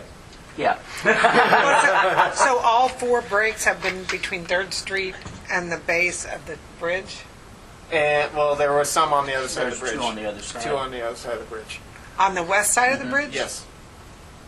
But they packed it when they put it, the one was because they set it on an actual rock, and with the flex of the pipe, it actually, they didn't get sand-based filled like it did when the. No, But this has been a recent break on this west side? On the west side, that was that last, we had a couple breaks in a row. Yeah. This last time, before we replaced the air relief valves, we had just like one after the other. One on one side of the bridge, one on the other side of the bridge. And it was just like, so yeah, that was. So you're thinking on the west side, it was just the way it was initially laid, and we've corrected that problem? When they relayed that pipe, they took the big rock out and sand bedded it before they put the pipe back in. I mean, we do have the thought process right now. We took out there was a chunk of pipe that had the specs on it, and the max pressure the pipe allows is the constant pressure that the force main the lift stations push. Yes, and that was, we looked back at the engineering specs, and that's exactly what was asked for. It was that, at the very least, that spec, and maybe we overshot on the pumps. I don't know. I can't speculate on that. They were put in 2003. If we looked more into like ECM drives or anything, I think that was discussed one time too. That we have slow starts on them now. Those pumps. I don't think we have any. I don't think we have any of that right now. That we could go in that direction. Was discussed last time too, so they kind of ramp up instead of a straight on, full bore. We talked about that. We didn't do that. We talked about that. They're expensive pieces. Cheaper than pipe. Yeah. They're cheaper than laying the whole pipe. Yes. Tony, could you take a steel pipe and convert it so it can connect into the plastic? If you would go with like a steel pipe versus a plastic? A metal. Huh? A metal pipe. An actual steel pipe like they use for gas lines and oil, Yeah. Are you talking about all of it from this 3rd Street to the bridge? Is that what you're talking about, Kev? Yeah. So just a higher, especially higher pressure pipe. I mean, it wasn't top. They didn't put top of the line pipe in there. Right. There's much better plastic pipe out there. Yes. So if we can do that, that's a. What kind of pipe's going over the bridge? Is that steel pipe going over the bridge? Is that gas in there? Ductile iron, maybe. Yeah, I'm gonna say it. Yes. So it's steel. Yeah. Is Tony over there? Yeah, he's right there. Oh, Tony. Tony, come here for a minute. I was like, was Tony still there? That's what you get for So were you involved in 2003? You were just you were still in high school then, right? I was in college. Yeah. Okay, so based on what we just said, where do you think we should improve it? I'd say wherever you we've had the most problems, like Kevin said, that section would be a good. And place the to start. steel pipe concept, is that, Yeah, I'm sure there's several materials, like Austin was getting at. There's pressure rating classes on all types of pipe materials. Do you think we'd be better off with plastic or the steel, though, for the long run? We'll see what the cost is on fairly cost. They do make a. I mean, Yeah. like I said, what's in the ground right now is not top of the line.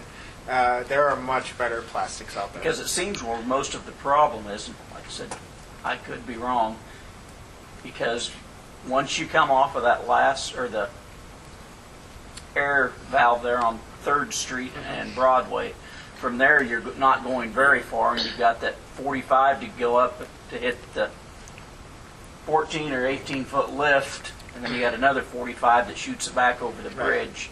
And I don't know when that pump sets down, if all that, that's setting in that pipe, drifts back into that line. You've got to. would that happen? Would it be set up like that? Yeah, sure. Well, you could have a pretty good head there, so when it pops, So when the pump shuts off, it goes back to it gravity kind of flow.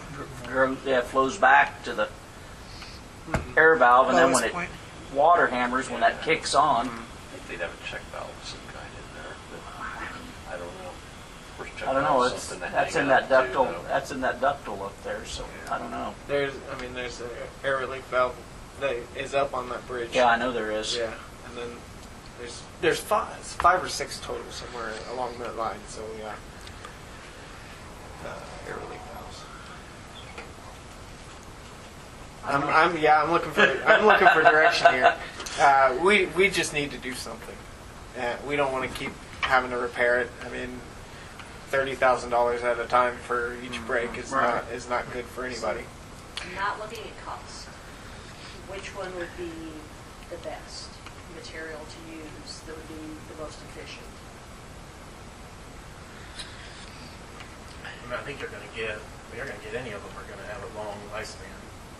And you'll just match the pressure class to it, exceeding, yes. And there should be multiple products that would work. Okay, but you asked about the plastic. Is that any more durable than, well, you said they have cast in there now? Ductile iron. Yeah. And they're all going to say they have 100-year lifespans. So this one said it had a 100-year lifespan, and we got 15. Well, this is a pressure problem. When you put a brand new pipe in that ain't strong enough to hold the pressure, it's That was poor decision 15 years ago. Your pipe's not corroding, and that's the problem. Yeah. I assume it's the pressure it's that it can handle. That's what we think.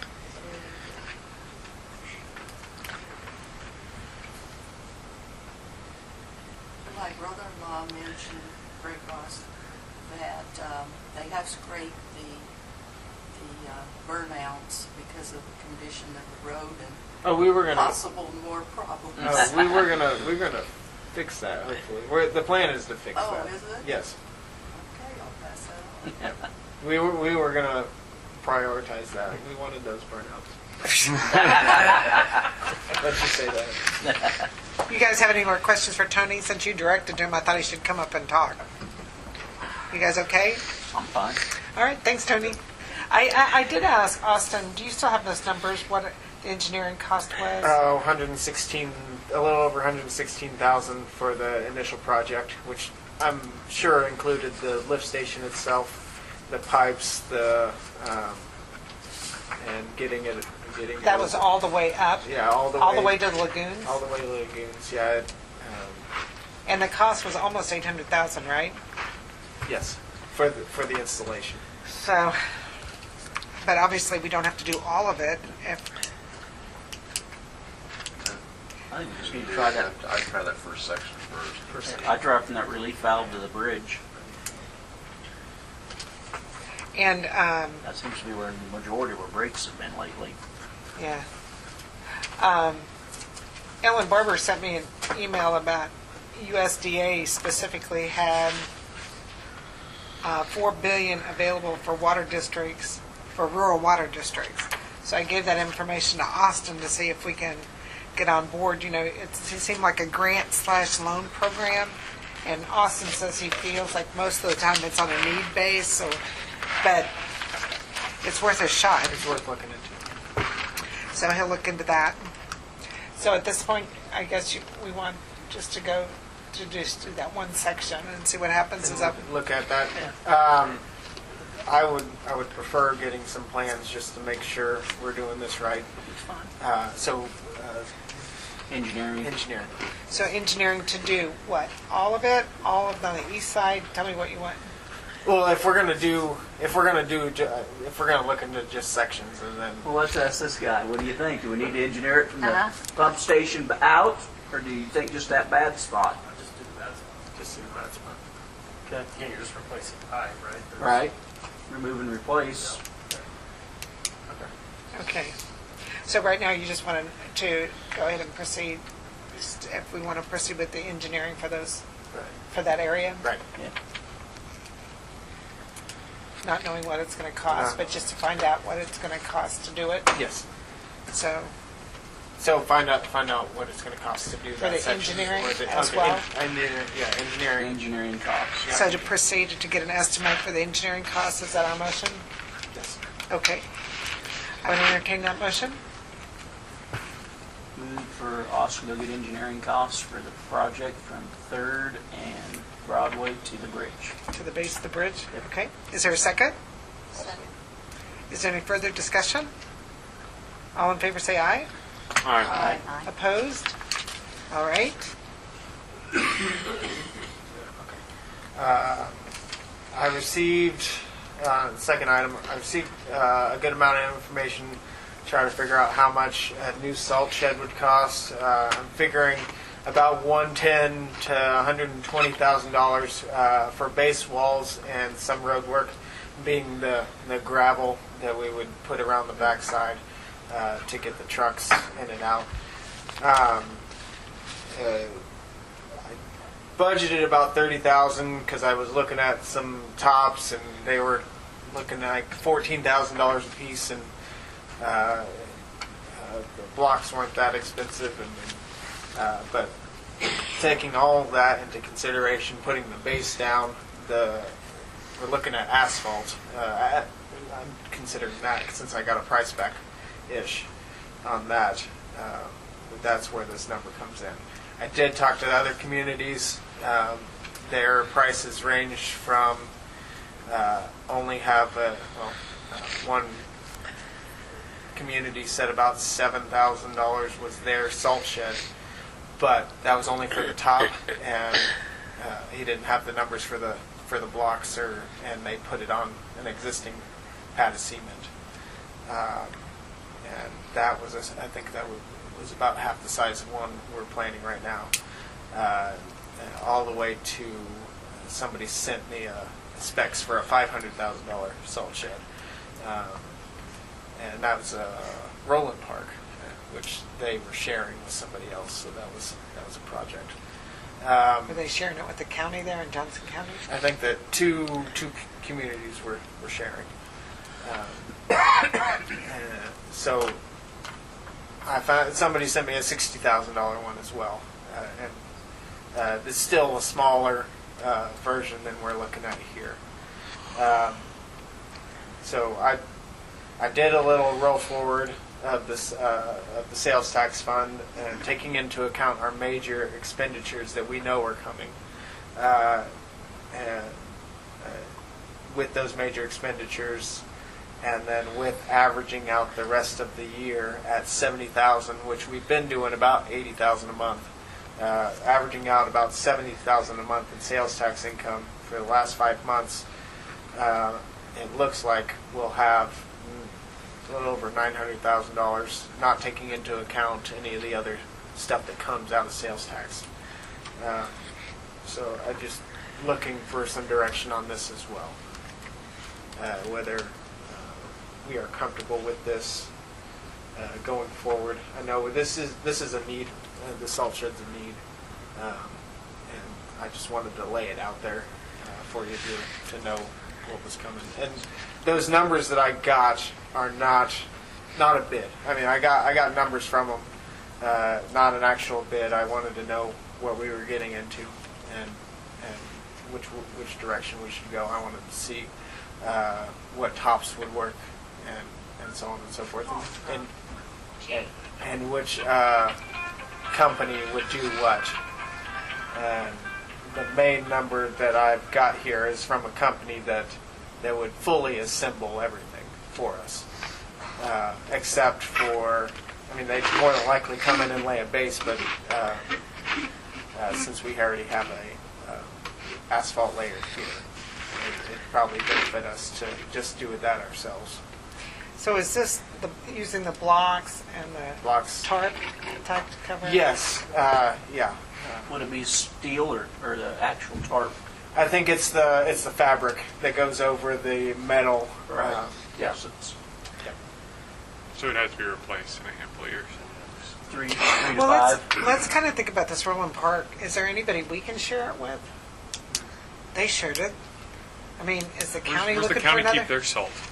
Does the county need it? Out there? Do they have, Yeah. they have one of these out there?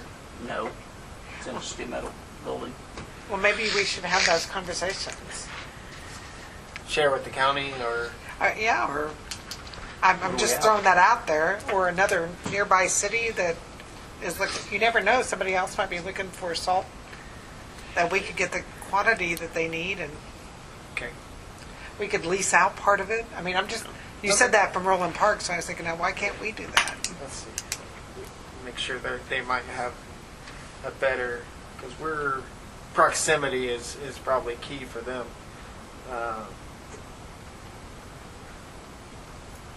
Where do you think county is? Out there by Walmart? Mm-hmm. That's where their salt shed is? Oh, let's see, Roland Park and Fairview are abutting right in the... Beside each other? Yeah, In so Kansas they are like this. So that's the difference between us. I mean, the county, we could probably see if the county would share something with us. If they need to, or if we can go The out. townships use any salt? I don't think No. so. Yeah, it'd be the paved road. Yeah. You can't put salt in there. Do you think if we move on this fast, it'll be enough time to get it built by the end of The one contractor that would do everything said he could line everything up. He even had blocks lined up from Wamego and Manhattan. And I think the linchpin would be the base.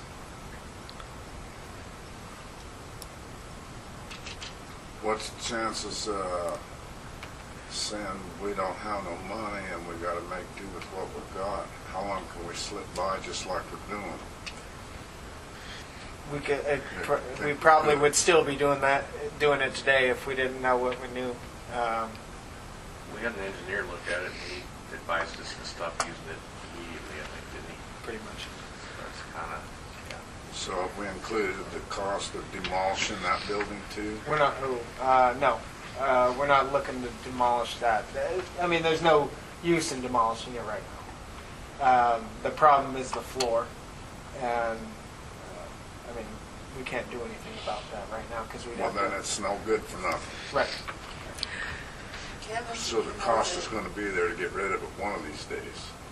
One of these days, if we decide to do that. Yeah. Have you researched any other people that would do fully assembled, like online, trying to find? That's where I got most of these. I got people out of Wichita, people out of multiple different. Topeka was one of them. I did some of the national brands that are known for these types of structures, and Have you called Riley County to see who they use, since Riley County has their same structure? See who they use to assemble theirs? I have not. At what condition is the county's salt shed? Do you have any idea? I have no idea. Some of these communities have said they assembled it themselves. I mean, that's also an option. We can. if we could get somebody to move the blocks some more efficiently than we can, but we can move the blocks ourselves. But it's one of those things going back and forth from Wamego. But that is an option if we wanted to do it ourselves. In fact, most of the people who sent me information were just sending me information about the top parts. Groups. Yeah. Well, why don't you check with Riley County, check with the county, see if there's any chance of sharing it with anybody, and then Actually, you probably want to check the state of Kansas down there, or Riley County State, the state building. That's probably state. Yeah. that's state right That's there the in state. Riley County. Yeah. Just for information, if nothing else. Okay. If they tell us that's what it's going to cost, we just bite the bullet and do it. Okay. You guys okay with that? See what he comes back with next meeting? Okay. Next item is the finances. The general fund is sitting about $90,000 above the previous year's July ending balance. Monitoring general fund expenditures so that we can end the year with our target ending balance. I believe that's 425, or still 425 is what the goal is. The water fund is still rising with another good month of revenues, and the sewer fund is really healthy as the revenues continue to outpace the expenditures, and it's gonna waver a little bit here with us paying for CIPP and the flush tanks. So that's going to go down a little bit, but still, I think it'll be pretty good, especially if the expenditures or the revenue keeps doing what it does. As mentioned before, the sales tax fund is almost at $1.3 million, but has an anticipated drawdown as projects get completed. Street projects are going on right now. They have taken out both blocks of Carolina and poured the curb for 3rd to 4th. And we're planning on pouring concrete tomorrow, as of last week. I don't know if that's going to happen Where's that because at? of the rain. 3rd to 4th on Carolina. We're going to pour it? They are. They were planning on pouring. Okay, I was like, we're pouring it? As of last week, they said Tuesday because they couldn't get it on Monday. Well, rain's coming. Mother Nature. Yes. Is it supposed to rain tonight? Tomorrow. Up to 3 inches we do that. Really? Yeah. So that could afford us a couple days of dry out. They'll probably be in there pumping water out and then letting it dry out. And hopefully we can just let the other side dry out that they just uncovered from 4th to 5th. The curb and gutter is going to add what? I know that wasn't in the initial bid. The curb and gutter? Yeah, I thought you said that in the highlights. The curb and gutter I was talking about, actually, that was brought to my attention by Junimans. They thought it was going to be a problem when AHRS got on there and did all their measurements and stuff like that. It turns out it's not going to be an issue. So they're going to just form it with the curb and gutter that's already there. That won't affect us. Okay. There is some curb and gutter on the next block that was going in the wrong direction that we thought we were going to be able to keep. So they're going to have to take some of that out and replace that. They haven't given me a curb and gutter per linear foot yet. But we didn't want a 30-foot spot of pool. Yeah. That's a good idea. Yeah. So that hopefully we should be able to figure that out. CIPP and flush tanks have been completed. We've also paid for some engineering on some of the other projects, so that comes through with the project records. Is there any questions on the finances? I think that's all I got. That's all you got? Yeah. I just, one other thing I wanted to ask is there was going to be some research done to implement liability waiver for people working in the park. What all did you do about that? It said you were going to do it. Right. We found that we got some communities to give us some waivers. Yeah. And running that through our legal. Yep.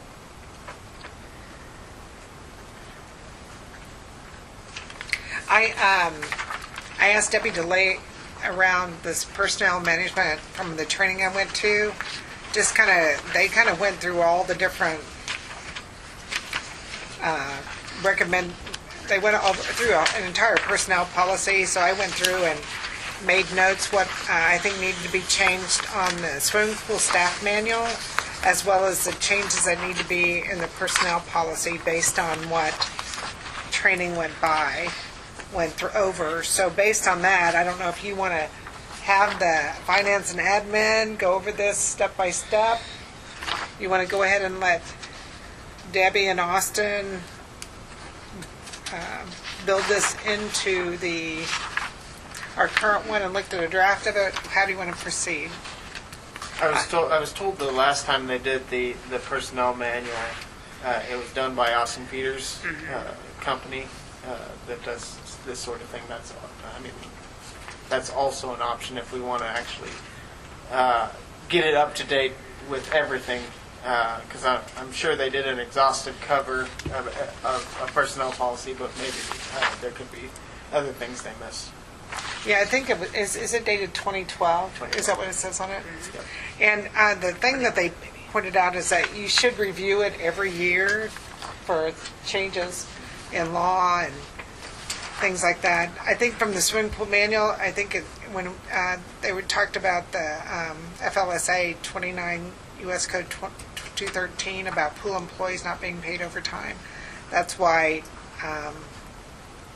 we don't pay them overtime, just FYI, because it's in the code. But anyway, so these are all the things that probably need to be updated in our employee personnel policy and swimming pool policy. So how do you guys want to proceed? Some of these aren't very complicated. Do you guys want to have the finance and admin look at it, take a shot at it? Well, can Austin and Debbie take care of it? I mean, since it's not real complicated. You guys want to? I don't see a problem with that. Okay, so you'll bring something with maybe updated changes in the personnel policy, track the changes and see what we think? Sure. Yes. Okay, are you all right with that? All right. So that was, thank you for letting me go to the training and kind of learn about our personnel policy and the swimming pool manual. Oh, and the other thing I might as well say about the swimming pool manual, when I went down to the pool because someone stopped me at church saying that some of the language is inappropriate in a song. And I asked them if they approached the manager, and they said no. So I went down and talked to the pool manager. Stephanie was working, and she said that they have it on Pandora. They said they have a filter in it, but sometimes the songs get through the filters, and if people bring it to their attention, they will skip that song. So they do have a filter in place, FYI, if people ask you. The other thing that she mentioned is that we approved that color swim, for the Families First the other day, and she said that those bands that they wear got caught in the pool filter last year, and they recommended not having those in the pool. So she had to stop that night at the pool party to say, because it has a hazardous material in it, it could break in the pool. So, but that's another something that needs to be updated in the pool manual to not you have those in the pool. So, okay, so you guys will bring something back. You want to bring them to bring it back to the full council to look at, or the finance admin? Full council? Yes? Yeah. Okay. All right. Debbie, did you have anything? Okay. We'll go ahead to standing committees. Street. I had a couple things on street. I'm not on the street committee, but first was 12th Street between Elm and Walnut. We replaced a manhole there, which looks great. The neighbors who live there on that alley on the west side, though, they had a concrete approach from the alley, and now it's on the list. It's on the list. And he's That's why I talked just to- wanted to make sure, because they wanted to make, you know. He talked to me. He talked to everybody in the office. Okay. And I had 2 people talk to me. They're both she's, so I don't know who he was, but Well- probably connected to one of the she's. yeah. No, yeah. Because they're afraid because it'll erode because it's on kind of a steep angle. Yep. It's on the list. It just wasn't Excellent. an immediate attention sort No, of thing. that's fine. I just wanted to make sure. 3 inches of rain coming, right? Okay. Yes, yeah, things like that matter. The other one was I've had a couple people concerned about the crosswalks we put in on 10th Street down by the school, the bump outs there, thinking that they aren't as visible enough, that they're thinking somebody's going to clip one of them. Well, Then we've been painting curbs, and they wondered if we were going to paint those curbs. If you clip it, it's just a lay down curb. Oh no, but like they were afraid somebody would be over You want it to be painted yellow? where the people would be standing and they would get hit because it's not super visible because the concrete kind of blends in or whatever until the lights are flashing. Have you of seen course. the lights go? Yes, though? I They're have. powerful. No, they're very If they press them. right. So they just wondered while we're painting curbs if that was something we would consider doing is painting those Bump north out and south curbs. facing curbs on the bump outs. I know it wouldn't look as good. I get that. But they were concerned for safety reasons. I was going to see how this all worked out. Okay. Because they did ask me if we wanted those painted. Well, one, they still got to do some work on them because the school kind of crushed one of them. Yeah. But I'd like to see how it all plays out Okay. before we... But it's up before for we go. consideration in the Yes, future. It definitely is under consideration. And tied into that, the lay down curb and otherwise there along the junior high school. Uh-huh. Now the construction's kind of wrapping up. Are we going to address some of that where it's really super uplifted and the brick's like 2 or 3 inches below? It's going to take a lot of... if we decide to do that, it'll take a lot of forewarning because and I understand too. It could be one of those things we can't do this year. We'd have to wait till the next summer. But since all that's done pretty nicely through there, it kind of looks It's a trip rough. hazard, too. It is a trip hazard, Yeah. and it holds water, and then it becomes an ice hazard and everything The else. key thing, there's not much time between now and school No, I think starts to get we're it probably done. out of luck for this year, but I think it'd probably be good to get that on the list for next summer June. when school's out. Yeah. Yeah.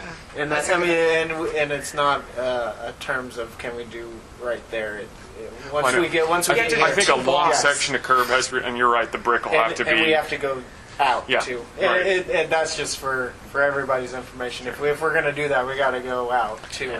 Yeah, it seems like you're going to have to go part of the hill too because it's go out smashed pretty well. If not to the up to whole like the top. old high school part at least. Yeah. At least. Yep. Okay, that's all I have on that. The lighting is there though now. Have you seen the lights on it? So you Yeah, definitely can well, see. It yeah. used to be dark. Remember, people complained It's that it was very dark? well lit. Yeah, pretty cool lighting actually. I'm sorry. On the streets, those letters we sent out about the trees, trimming the trees, the code isn't real clear and there's some confusion. People are a little confused about the letters. The code actually says trees overhanging the street need to be at least 12 feet above the street. But then there's something about 35 foot, about something. I'd thrown our letter away because we're not real sure why we got one, but there's something about 35 foot. I got the code out and looked. I don't have my code book with me now, but anyway, it's a little bit confusing anyway. Well, they just need to call City Hall if they don't understand. Right. We put it in the newsletter too. Was that confusing as well? It was in the newspaper. I saw the ad there as well. But it's a little confusing the way it reads. It's not that, I know it's in there, but they were a little bit confused about the way it reads. It's not the fact that it's not in there. Yeah, no, I was just going to say, if they have questions, they need to call City Hall right off. Right. We don't want them to be confused. Right. Well, but maybe we need to clarify the code is what I'm saying. The 35 foot's on the intersection. 35 foot back from the corner, that's only supposed to be so high. That's the only thing I know is 35 feet. Right. So shrubbery and stuff like There's that. plenty of intersections where there's shrubbery right on the intersection. But it can only be so high. Well, That's a height restriction. Well, maybe we need to revise that height restriction if they're within, I because don't in a think- regular car, a little Okay, difficult. On streets, and I know the street crews are very busy working on the streets, but I noticed on Jenkins, by the curve where the crack is, that some of the grass that's come up is about so tall now.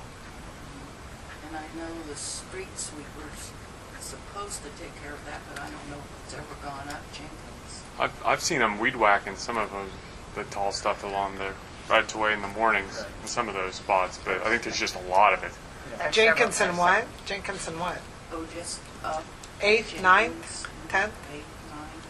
There's several places. when I see it out front of my yard, I usually take care of it.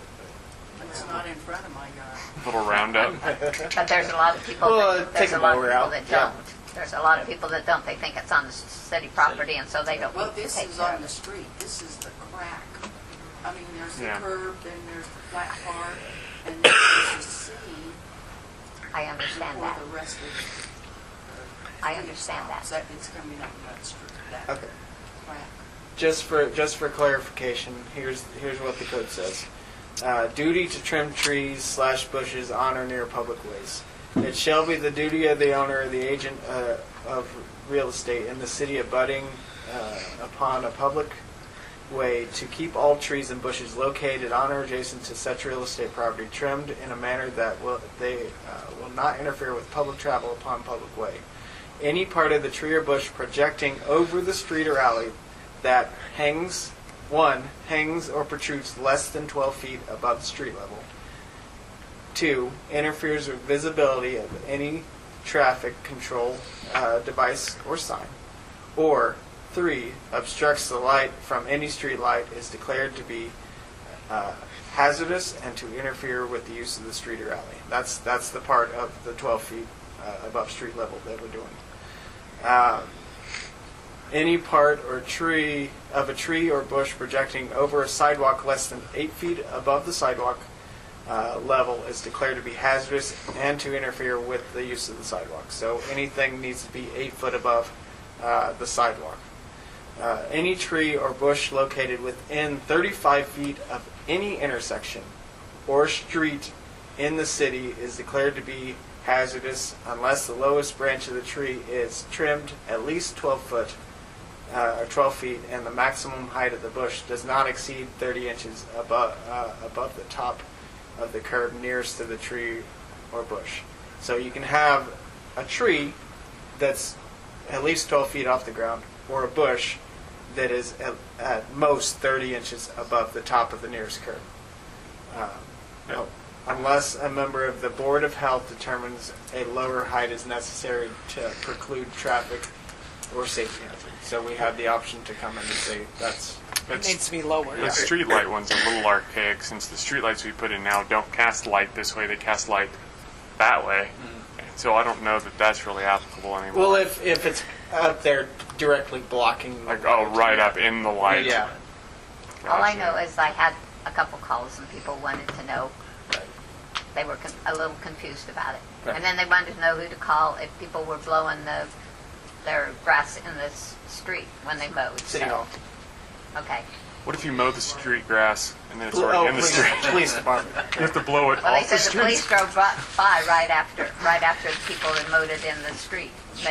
They don't know whether they did anything or not. See what I'm saying? If you're mowing the grass that's in the street, then it's already in the street. Can it stay in the street? Well, this didn't apply to It's that. Schrodinger's grass. I yeah. think we could waive that. Huh? I think we could waive if they're cutting the grass that's on the side. I was going to say they have to I blow it think up so. into their yard and get it back up there. That isn't what they meant. But anyway. Okay. All right, one other thing on street. I know street's popular. North Street and 11th Road. We kind of sealed it, but boy, as somebody who runs on it most days, that is just going to be a real problem. I see coming in another year or two. It's getting rutted and it's really cracking out. All the crack sealing and we've done is only going to last. North another- 11th Road. I was going to say, I just North got a 11th compliment yeah. on South 11th No, Road. North 11th Road up to the St. Greg's Cemetery and then North Street.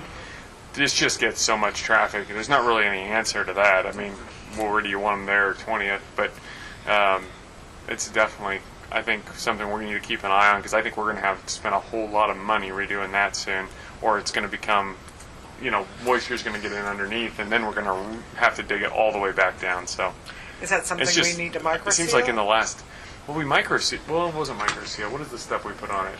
We didn't microseal 11th North. I call it the, World of Fun surfacing. It's that kind of spray stuff.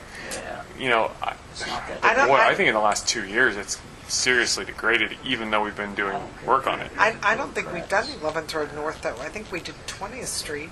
I thought we sealed And we it did both. North Street, but I don't think we did did that 11th spray Road seal, North. didn't we? We did crack sealing, and then we did the Onyx from Hall Brothers. Onyx, that's what it's But called. that was on North. Both and of them. It was on both. It was on Both North of them. 11th Road, too? North 11th Road. That's why they're still so I don't black. think it's holding up. I think we're Well, going to end up having the- to chip seal it or something. The Onyx is basically just to keep it Bonded.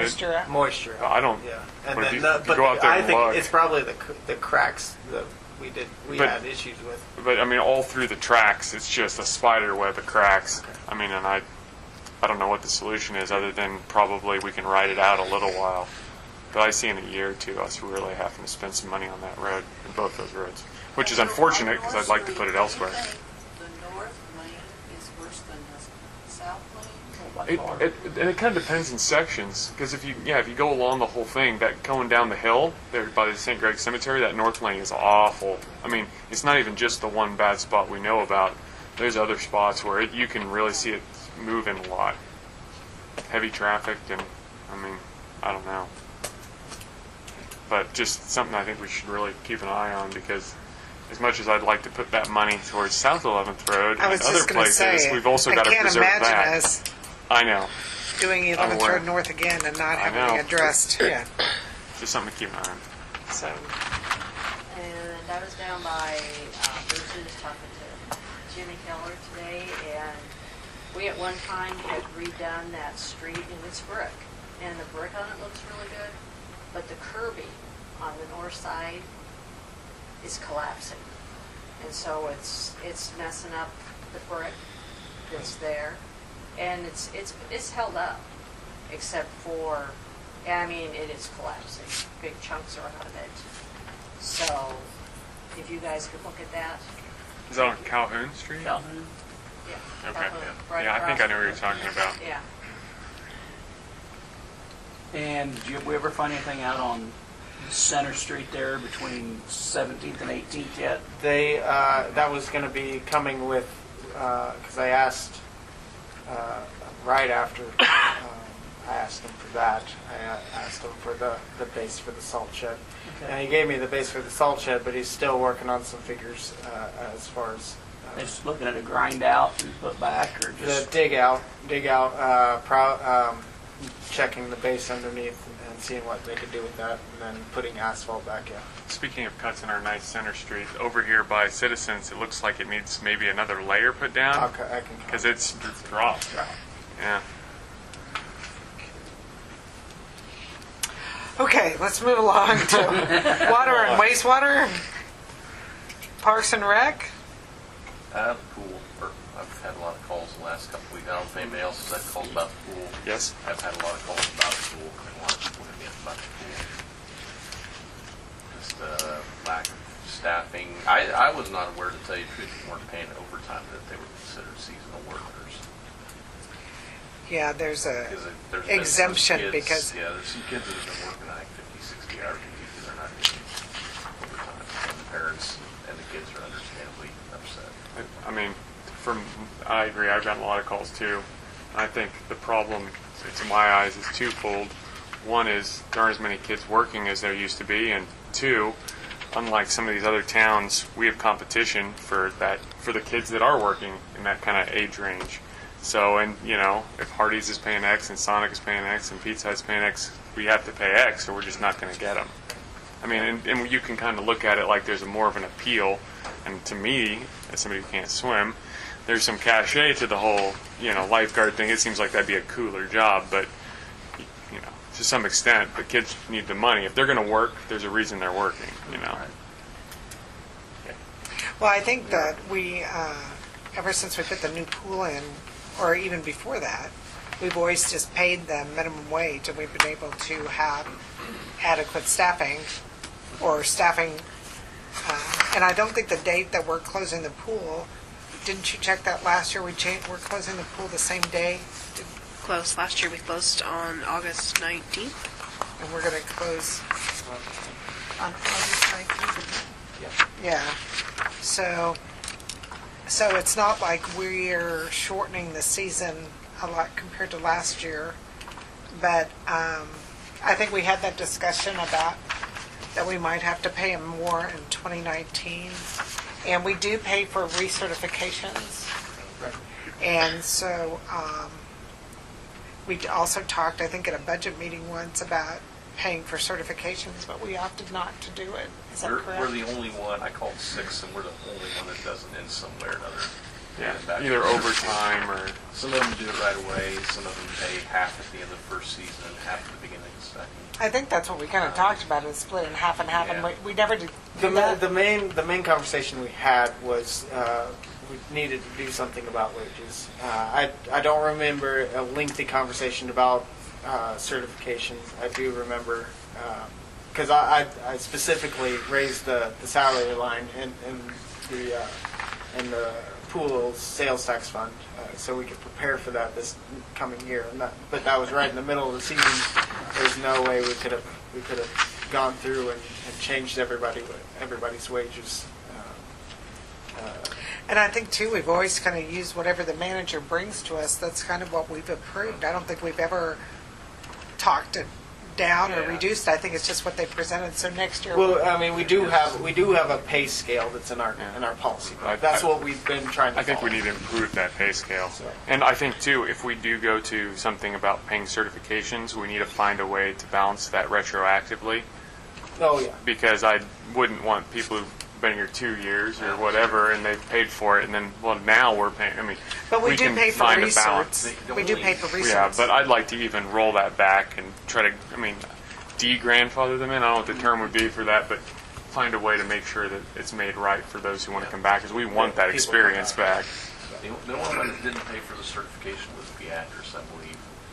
But the person that they had up there that managed the pool was certified to certify. They do it. certify. So they charged them like $30 for the books, Yeah. basically, and that's how they did it. Yeah. And I think that's how we kind of used to do it. Right. It'd be nice to be able to do that. Yeah. It would be nice to have an adult manager who could do it year after year and do the certification, or certification. To do that, we'll have to pay more, and we'll have to empower them to be, independent and trusted, which seems easy, right? But Well, when I talked to Stephanie on Saturday, she even recommended she said, she's 21 and she won't be coming back because she'll have an internship next year.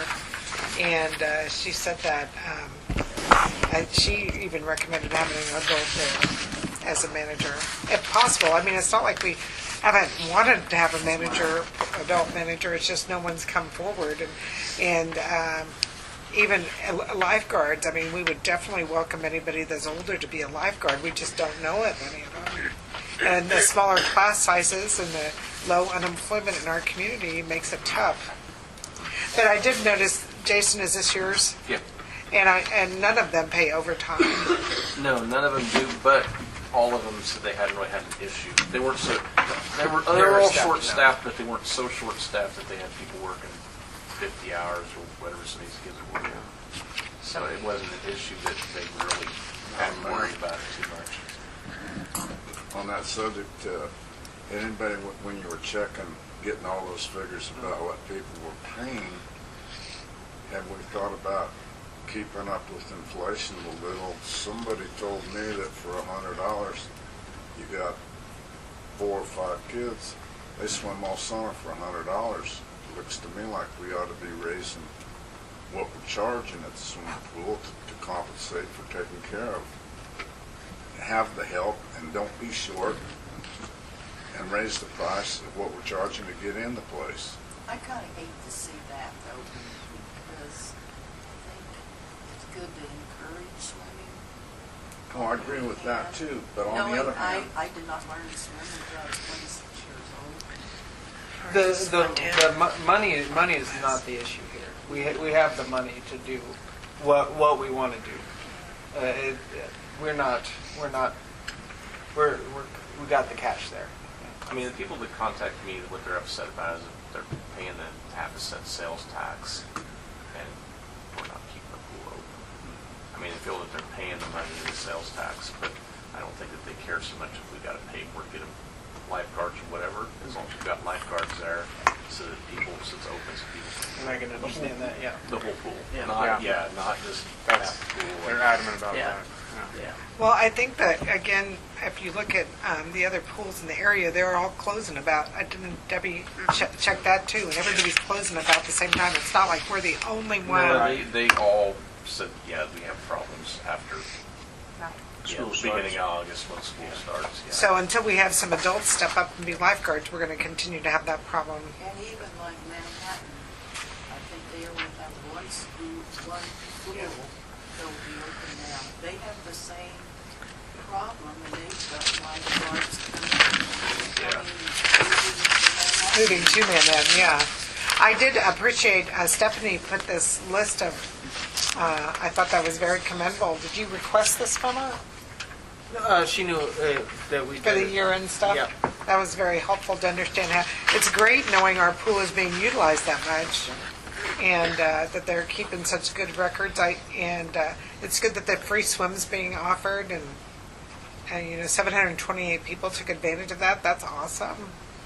But they were open a lot of hours, whereas some of these pools maybe aren't open that many hours, and they don't need as many people. Blue Rapids and them don't have as many.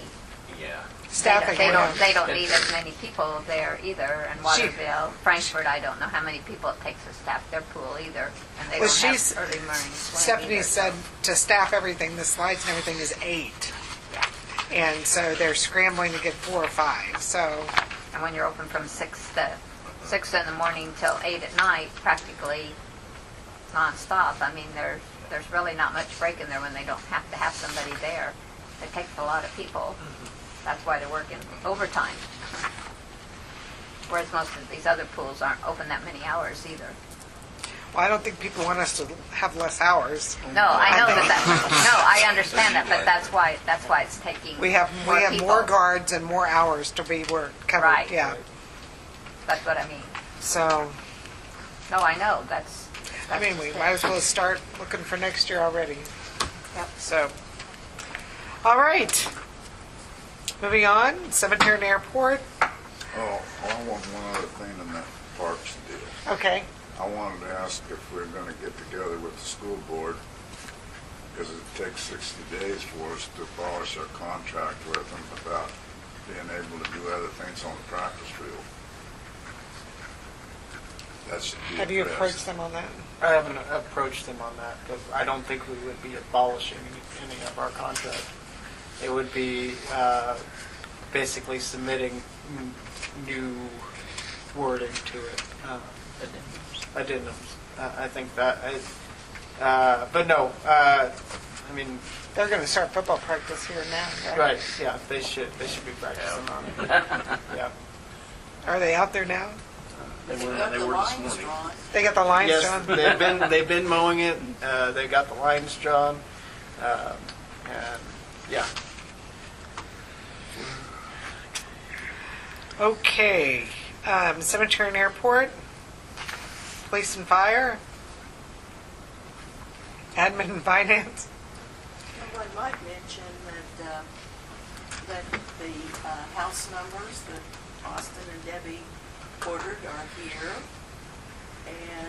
And they glow in the dark. Yes, they're Reflective. They're 3.75 inches tall, and they cost something like $440. I guess 58 there've cents a piece. been a number of calls about why are we doing this, but it is required that everybody have their house marked, and it's supposed to be this size of lettering and reflecting, because you want the fire to find your house if it's on fire, or the police or? Well, I heard positive things about it, so. Oh, good. We've been getting a bunch of negative calls. Really? Yes. About house numbers? About the city providing house numbers. Boo-hoo. Safety first. Make it happen. Safety first. We've been pushing on that for, I've been on council for how many, 7 years? For Pete's sake, let's just make it happen. Have him call Todd. So is this something, is that something Butch is going to look at when he's out and about on his rounds? That's a really good idea. Hasn't been brought up, but No. Yeah, we need. I wonder how many of those people griping are legal. Just saying. Yeah. well, Have their numbers up, you mean? Yeah. the ones that are griping are probably legal, or not. Well, maybe not according to their reflective, but they have paid for their numbers. That was their main. So I did mine. Why didn't somebody It's else not take it? DOT reflective, but it is reflective. Are we going to require people to have them? Are we going to give them? Are they going to be fined? Or are we going to require that people have them? But code they're We're- supposed to, but I they're don't know what supposed their to have 'em. penalty is. Is there a penalty? We're trying the nice portion of, hey, come and get these, put them on your house, please, sort of thing. Because there's probably a lot out there without numbers, which is why. So You'd think. yeah. Or they have the little 3/4 inch ones. Okay. Moving Facing the along, house. Yeah. we have appointments. We have a seasonal person. We're so grateful. In water and sewer. PJ, is it called Connect? Connect? Connect? And is it male, female? It's a Male. Doesn't matter. Can't ask that question. Yeah, don't ask that. I wonder just from the name, you can't tell. Okay, so the notice of wage determination of 11:56. Move to approve. Is there a second? Second. Any discussion? All in favor say aye. Aye. Opposed? I guess that's 6-0. All right. City attorney is not here, but executive session, yes? Yes, please. And so do you have it written out to include? Okay. I just need 2 minutes. So 9:26? 9:37. 9:37? Spot here. I move that the city council recess into executive session to discuss possible acquisition of real estate pursuant to the acquisition of the real estate exception KSA 75-4319B6. This session will include city administrator, mayor. All right. The open meeting will resume in city council chambers at 9:37. Is there a second? All in favor say aye. Aye. Opposed? 7-0.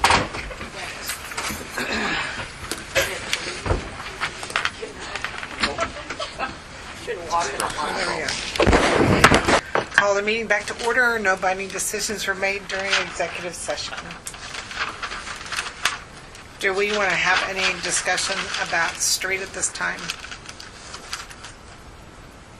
See if, regarding our CLIP project, if we want to see how KDOT feels about that intersection, redoing that intersection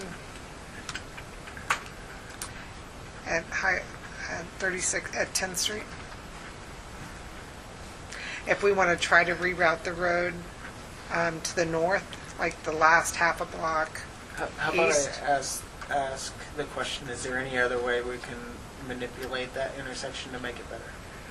To KDOT? To KDOT or the engineers that have all the information. Both, probably both. I'd ask both. Yeah.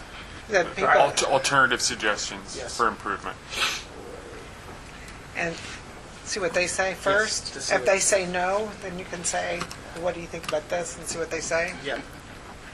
I still think we can do a roundabout there.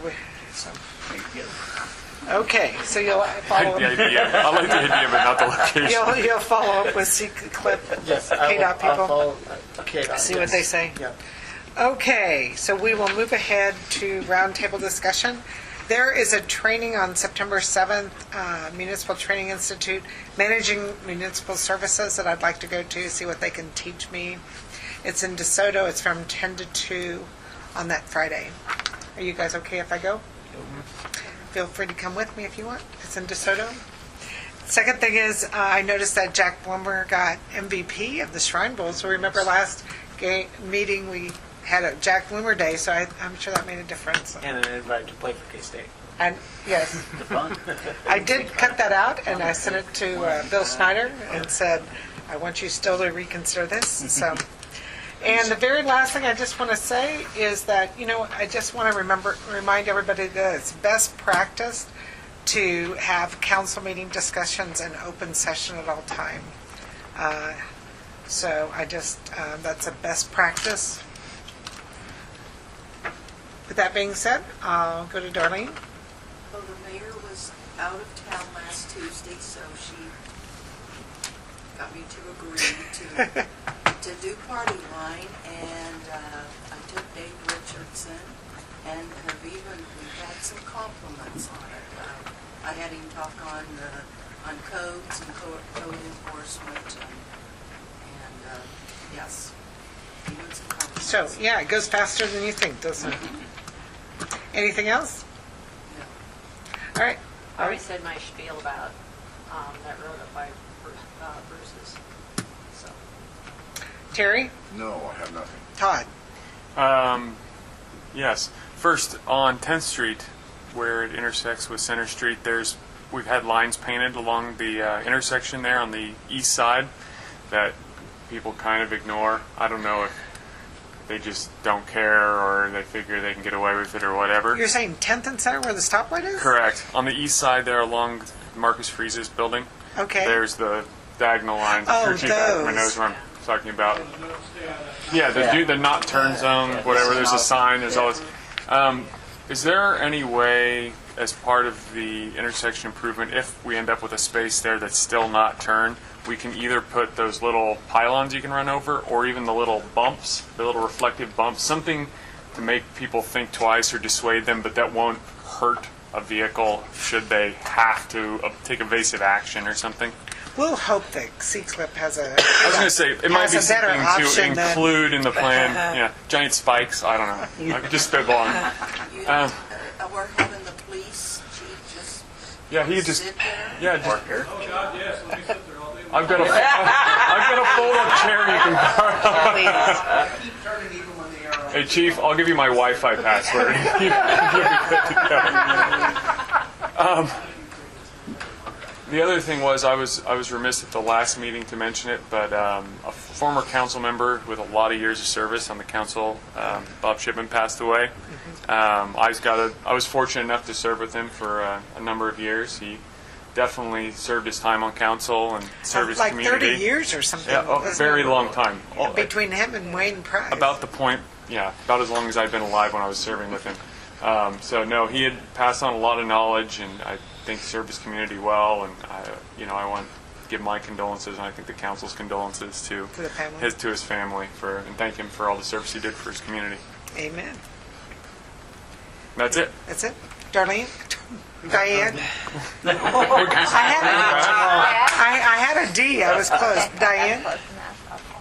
Well, I just wanted to say I appreciate what the lifeguards and everybody did this year, and I appreciate Kathy staying open, working For the morning swim? for the morning swim. We're still swimming, so Did everybody applaud her when they went in this morning? Like, thank you, Kathy. Thank you, Kathy. no.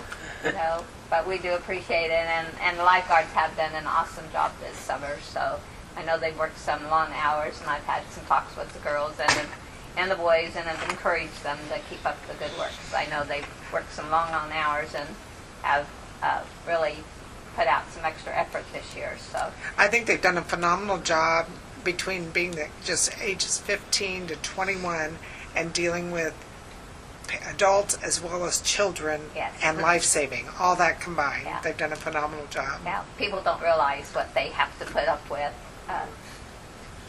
We don't have any idea what all the different stuff they have to put up with everybody. So anyway, I just want to thank them, and I hope everybody appreciates what they've done. So, And we hope they all come back next year. yeah. Well, we know they probably aren't because some of them went on to school. So, Yeah. But anyway, thank you, everybody. So, All right. I'll call you by the correct name, Kevin. Just like to thank Rachel Fries, I think, is Ah. who's doing the mural on the side of the wagon. Looks good. That is real nice looking. Pretty cool. Yeah, very nice. Anything else? That's all I have. Jason? I would entertain a motion to adjourn. Move to adjourn. Is there a second? Second. All in favor, say aye. Aye. Opposed? 7-0, 9:44. I thought it'd be shorter than this. I was trying to aim for 2 hours. Deputy Slice. Yes.